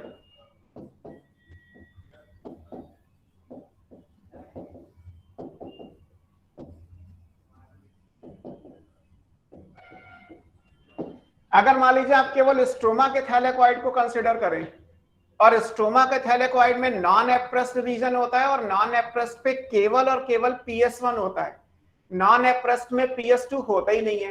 तो अगर आप ये कहें कि सर मैं फोटोसिंथेसिस या लाइट रिएक्शन केवल स्ट्रोमा के थैलेक्वाइड में कंसिडर कर रहा हूं, मैं ग्रेना को कंसिडर नहीं कर रहा, तो भी केवल साइक्लिक ही होगा, बिकॉज स्ट्रोमा के अंदर PS2 होता ही नहीं है, स्ट्रोमल थैलेक्वाइड में PS2 नहीं होता, इसलिए लाइट आप पूरी दे दीजिए, काम केवल PS1 ही करेगा, है ना। तो दो केस हैं, अगर नेचर में साइक्लिक देखना है तो ये वाला आएगा, और अगर लैब में आर्टिफिशियली अगर आपको साइक्लिक करना है तो ये वाला। दो ऑप्शन है जिनसे आप साइक्लिक फोटोफॉस्फोराइलेशन को पढ़ सकते हो। और यहाँ पे कोई NADH2 नहीं बनेगा, कोई यहाँ पे वाटर की स्प्लिटिंग नहीं होगी, कोई ऑक्सीजन यहाँ पे रिलीज नहीं होगी, PS2 भी इन्वॉल्व नहीं होगा। ये सब चीजें यहाँ पे कंपैरेटिव है। लाइट आर्टिफिशियल आर्टिफिशियल वाला 680 नैनोमीटर हो तो उस केस में तो कुछ पॉसिबल ही नहीं होगा साइक्लिक। फिर से बोलो आप, भावना और कोमल दोनों की वॉइस ओवरलैप हो गई। लेस देन 680 नैनोमीटर से है लाइट, तो उस केस में तो फिर पॉसिबल ही नहीं है ना कुछ साइक्लिक। अगर आप लाइट पूरी दोगे तो साइक्लिक नहीं होगा, फिर तो नॉन साइक्लिक हो ही जाएगा। देखो किसी भी क्लोरोप्लास्ट को अगर आप नेचर में देखोगे तो नेचर में तो क्लोरोप्लास्ट में ग्रेना होता ही होता है, ऐसा तो है नहीं कि क्लोरोप्लास्ट में ग्रेना होगा नहीं। और अगर ग्रेना होगा तो अगर PS सेकंड एक्टिव है, बस अगर लेस देन 680 नैनोमीटर की लाइट है तो उसकी साइक्लिक पॉसिबल नहीं है ना, तब होगा। अगर आप ये कहें कि PS सेकंड एब्सेंट हो, तो PS सेकंड एब्सेंट तो केवल इसी रीजन में नहीं होता ना। PS सेकंड कहाँ नहीं होता, PS सेकंड जो है वो PS2 कहाँ नहीं होता, PS2 केवल ग्रेना में होता है, स्ट्रोमल थैलेक्वाइड में नहीं होता। तो वो तो मैंने लिख ही दिया कि अगर आप स्ट्रोमा के थैलेक्वाइड को दोगे, लाइट पूरी आ रही है, लेकिन स्ट्रोमा के थैलेक्वाइड को अगर आप लाइट पूरी दोगे तो PS2 तो वहां है ही नहीं, तो काम कैसे करेगा, वहां तो केवल PS1 प्रेजेंट है। PS1 प्रेजेंट है तो बात ही खत्म हो गई, फिर तो यही हो सकता है, नॉन साइक्लिक हो ही नहीं सकता। सर एक साइकिल में कितने ATP बनते हैं? अब ये जो एक साइकिल वाला फंडा है, एक साइकिल में फिलहाल तो आप एक ही याद रखोगे कि अगर एक नॉन होगा तो एक बनेगा, लेकिन एक्चुअली जो एक की काउंटिंग है वो अलग अलग है। प्लांट के हिसाब से तो अनलिमिटेड नंबर है, आप कॉन्सेंट्रेशन में चीजों को निकालोगे, n number of mole, capital N जो अवागाद्रो नंबर के हिसाब से कैलकुलेशन होती है, ऐसे नंबर निकल के आएगा। लेकिन अगर आप फिर भी माने थ्योरेटिकली जो केमी ऑस्मोटिक हाइपोथेसिस की कैलकुलेशन है, तो वहां पे तो आप एक ATP और एक NADPH2 एक नॉन साइक्लिक में, या अगर साइक्लिक है तो एक ATP पर टर्न ऑफ साइक्लिक फोटोफॉस्फोराइलेशन, है ना। ओके सर, ये फर्स्ट पॉइंट बताना सर एक बार। हाँ फर्स्ट पॉइंट आपने लिखा ना, एक बार फिर से बताइए। क्या लिखा है मैंने? फर्स्ट पॉइंट जो लिखा है lambda equal to more than 680 nanometre. First point का मतलब बेटा ये है कि मान लीजिए लैब में मेरे पास एक प्लांट है। अब लैब में एक प्लांट है तो उसमें प्लांट में क्लोरोप्लास्ट तो नॉर्मल ही होगा, लैब में क्लोरोप्लास्ट तो नहीं बनाया जा सकता ना, प्लांट ने क्लोरोप्लास्ट तो खुद ही बनाया होगा। तो क्लोरोप्लास्ट है तो थैलेक्वाइड मेम्ब्रेन होगी, तो PS1 PS2 उसके पास दोनों है। लेकिन लैब में जो प्लांट है उसको मैं मान लीजिए रेड लाइट दे रहा हूँ, मैंने रेड कलर का बल्ब लगा के उसे लाइट दे रखी है। अब रेड लाइट की जो वेवलेंथ है वो तो 680 से ज्यादा की ही है ना, तो अगर आप 680 से ज्यादा की वेवलेंथ की लाइट दोगे तो PS2 प्रेजेंट तो है लेकिन काम तो नहीं करेगा ना। PS2 को काम करने के लिए 400 से 680 की चाहिए, जो मैंने दी ही नहीं है। तो लैब में ये काम हो सकता है तब जब आप 680 से ज्यादा की लाइट दें, तो साइक्लिक हो जाएगा। और अगर नेचर में साइक्लिक आपको देखना है तो आप स्ट्रोमा का थैलेक्वाइड कंसिडर करो जहां पे PS2 होता नहीं है, आप केवल PS1 प्रेजेंट है, तो ऑब्वियस है कि केवल साइक्लिक वाला ही ऑपरेट होगा। ओके सर, मतलब तब आर्टिफिशियल लाइट देते हैं। कोमल ने लिखा है सर अगर लेस देन 680 नैनोमीटर है तो साइक्लिक पॉसिबल नहीं होगा। अगर लेस देन 680 है तो केवल PS2 वर्क करेगा। अब मान लीजिए आप ये कहें कि केवल PS2 वर्क करेगा तो क्या, तो ऐसे ऑप्शंस है नहीं। अगर मान लीजिए आप ये कहें कि सर मैं एक लाइट दे रही हूँ, कोमल के क्वेश्चन को बोल रहा हूँ कि अगर एक लाइट दी गई फॉर एग्जांपल 400 से 680 नैनोमीटर की, तो क्या होगा, तो साइक्लिक भी नहीं होगा, नॉन साइक्लिक भी नहीं होगा। नॉन साइक्लिक को होने के लिए 400 से 700 दोनों पूरी चाहिए, PS2 की भी चाहिए, PS1 की भी चाहिए, और साइक्लिक को होने के लिए केवल PS1 की रेंज चाहिए। तो अगर आप केवल 680 से नीचे की लाइट दोगे तो कुछ नहीं होगा, ना साइक्लिक होगा ना नॉन साइक्लिक होगा। नॉन साइक्लिक के लिए 400 से 700 पूरा चाहिए होगा। क्लियर कोमल, आपका आंसर क्लियर है? सर हाँ सर, क्लोरोप्लास्ट के स्ट्रक्चर में थाइलाकोइड मेम्ब्रेन भी होगी और स्ट्रोमा भी होगा, तो हम ये सिर्फ नेचुरली कैसे करा सकते हैं PS1 वाला? आप केवल स्ट्रोमल थैलेक्वाइड को देखोगे ना, जब आप ग्रेना का थैलेक्वाइड बनाओगे तो ग्रेना में ऊपर वाला और लास्ट वाला तो नॉन एप्रेस्ड है जहां PS1 है, और बीच वाले जितने भी है वो एप्रेस्ड है, वहां PS2 है। तो PS1 PS2 एक ही ग्रेना के अंदर प्रेजेंट है, तो दोनों एक साथ वर्क करेंगे तो नॉन साइक्लिक होगा। लेकिन अगर आप स्ट्रोमल थैलेक्वाइड को कंसिडर करो, अब आप ये कह रहे हैं कि स्ट्रोमल को कंसिडर कैसे करेंगे, तो उसके लिए स्ट्रोमा के थैलेक्वाइड को आइसोलेट करके, क्योंकि इसमें कुछ बायोलॉजिकल तो है नहीं, लाइट रिएक्शन पूरी तरीके से फोटोकेमिकल है, तो यह तो मतलब आइसोलेशन भी करना पड़ेगा? हाँ, आपको आइसोलेट करके ही करना पड़ेगा। स्ट्रोमा के थैलेक्वाइड को देखो, स्ट्रोमा के थैलेक्वाइड को अगर आप कंसिडर करोगे तो उसमें केवल PS1 ही होता है, PS2 होता ही नहीं है, तो साइक्लिक होगा, नॉन साइक्लिक होगा ही नहीं। और आगे फोटोसिंथेसिस केवल तभी पूरी हो सकती है जब नॉन साइक्लिक हो, क्योंकि जो आप डार्क रिएक्शन में यूज करोगे that is ATP plus NADPH2, तो साइक्लिक से ATP बन सकते हैं जो किसी और काम में यूज हो। अगर आपको डार्क रिएक्शन करानी है तो नॉन साइक्लिक ही करना पड़ेगा, साइक्लिक करा के आप डार्क रिएक्शन नहीं करा सकते, है ना। यानी फोटोसिंथेसिस होने के लिए नॉन साइक्लिक होना कंपलसरी है, साइक्लिक होना ऑप्शनल है, होगा भी नहीं भी होगा, डिपेंड करता है। जैसे मान लीजिए आपने पढ़ा कि mitochondria power house of the cell है, ATP प्रोडक्शन करता है, तो इतनी बात तो आप सबने पढ़ी होगी ना कि माइटोकॉन्ड्रिया ATP प्रोडक्शन करता है। आज के बाद आप ये भी याद रखिए कि क्लोरोप्लास्ट भी ATP बनाता है साइक्लिक से, ये बने हुए। अगर क्लोरोप्लास्ट को ATP चाहिए, केवल ATP चाहिए किसी और काम के लिए, डार्क रिएक्शन के लिए नहीं, किसी और काम के लिए चाहिए, तो यहां से आ जाएंगे। आपको जब ये बात पढ़ाई जाती होगी कि माइटोकॉन्ड्रिया का काम ATP प्रोडक्शन है, तो सेल बायोलॉजी में आपको ये नहीं पढ़ाया जाता कि क्लोरोप्लास्ट भी ATP बनाता है। तो एक्चुअली कुछ छुपाया गया, कुछ गलत नहीं पढ़ाया गया, है ना। जैसे मैं हमेशा कहता हूं कि जब तक पूरी बातें नहीं समझोगे बहुत सारी चीजें आपके दिमाग में कंफ्यूजिंग ही रहेंगी। तो अगर मैं पढ़ाता हूं तो मैं तो आपको बता देता हूं कि भाई क्लोरोप्लास्ट में भी ATP बनते हैं, माइटोकॉन्ड्रिया में बनते हैं। माइटोकॉन्ड्रिया क्योंकि सारे लिविंग ऑर्गेनिज्म में है, animal, bacteria, fungi, plantae, protista सब में, तो वो power house of the cell हो गया। क्लोरोप्लास्ट तो केवल प्लांट्स में या जहां फोटोसिंथेसिस होती है वहां होंगे, और क्लोरोप्लास्ट के ATP से प्लांट की मेटाबॉलिज्म नहीं होती। क्लोरोप्लास्ट में ATP कम बनते हैं, लेकिन बनते हैं। अगर आपसे ये कहा जाए कि ATP प्रोडक्शन कहाँ कहाँ होता है, तो ऐसा नहीं है कि सिर्फ माइटोकॉन्ड्रिया में होता है, ATP का प्रोडक्शन क्लोरोप्लास्ट में भी होता है।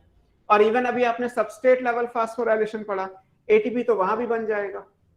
तो ऐसा नहीं है कि ATP कहीं और से बनेगा तो एनर्जी नहीं देगा, ATP कहीं से भी बने एनर्जी उतनी ही देगा। ये बात अलग है कि बल्क ऑफ द ATP जो बॉडी को चाहिए वो माइटोकॉन्ड्रिया बना के देता है, इसीलिए हम माइटोकॉन्ड्रिया को पावर हाउस बोल देते हैं।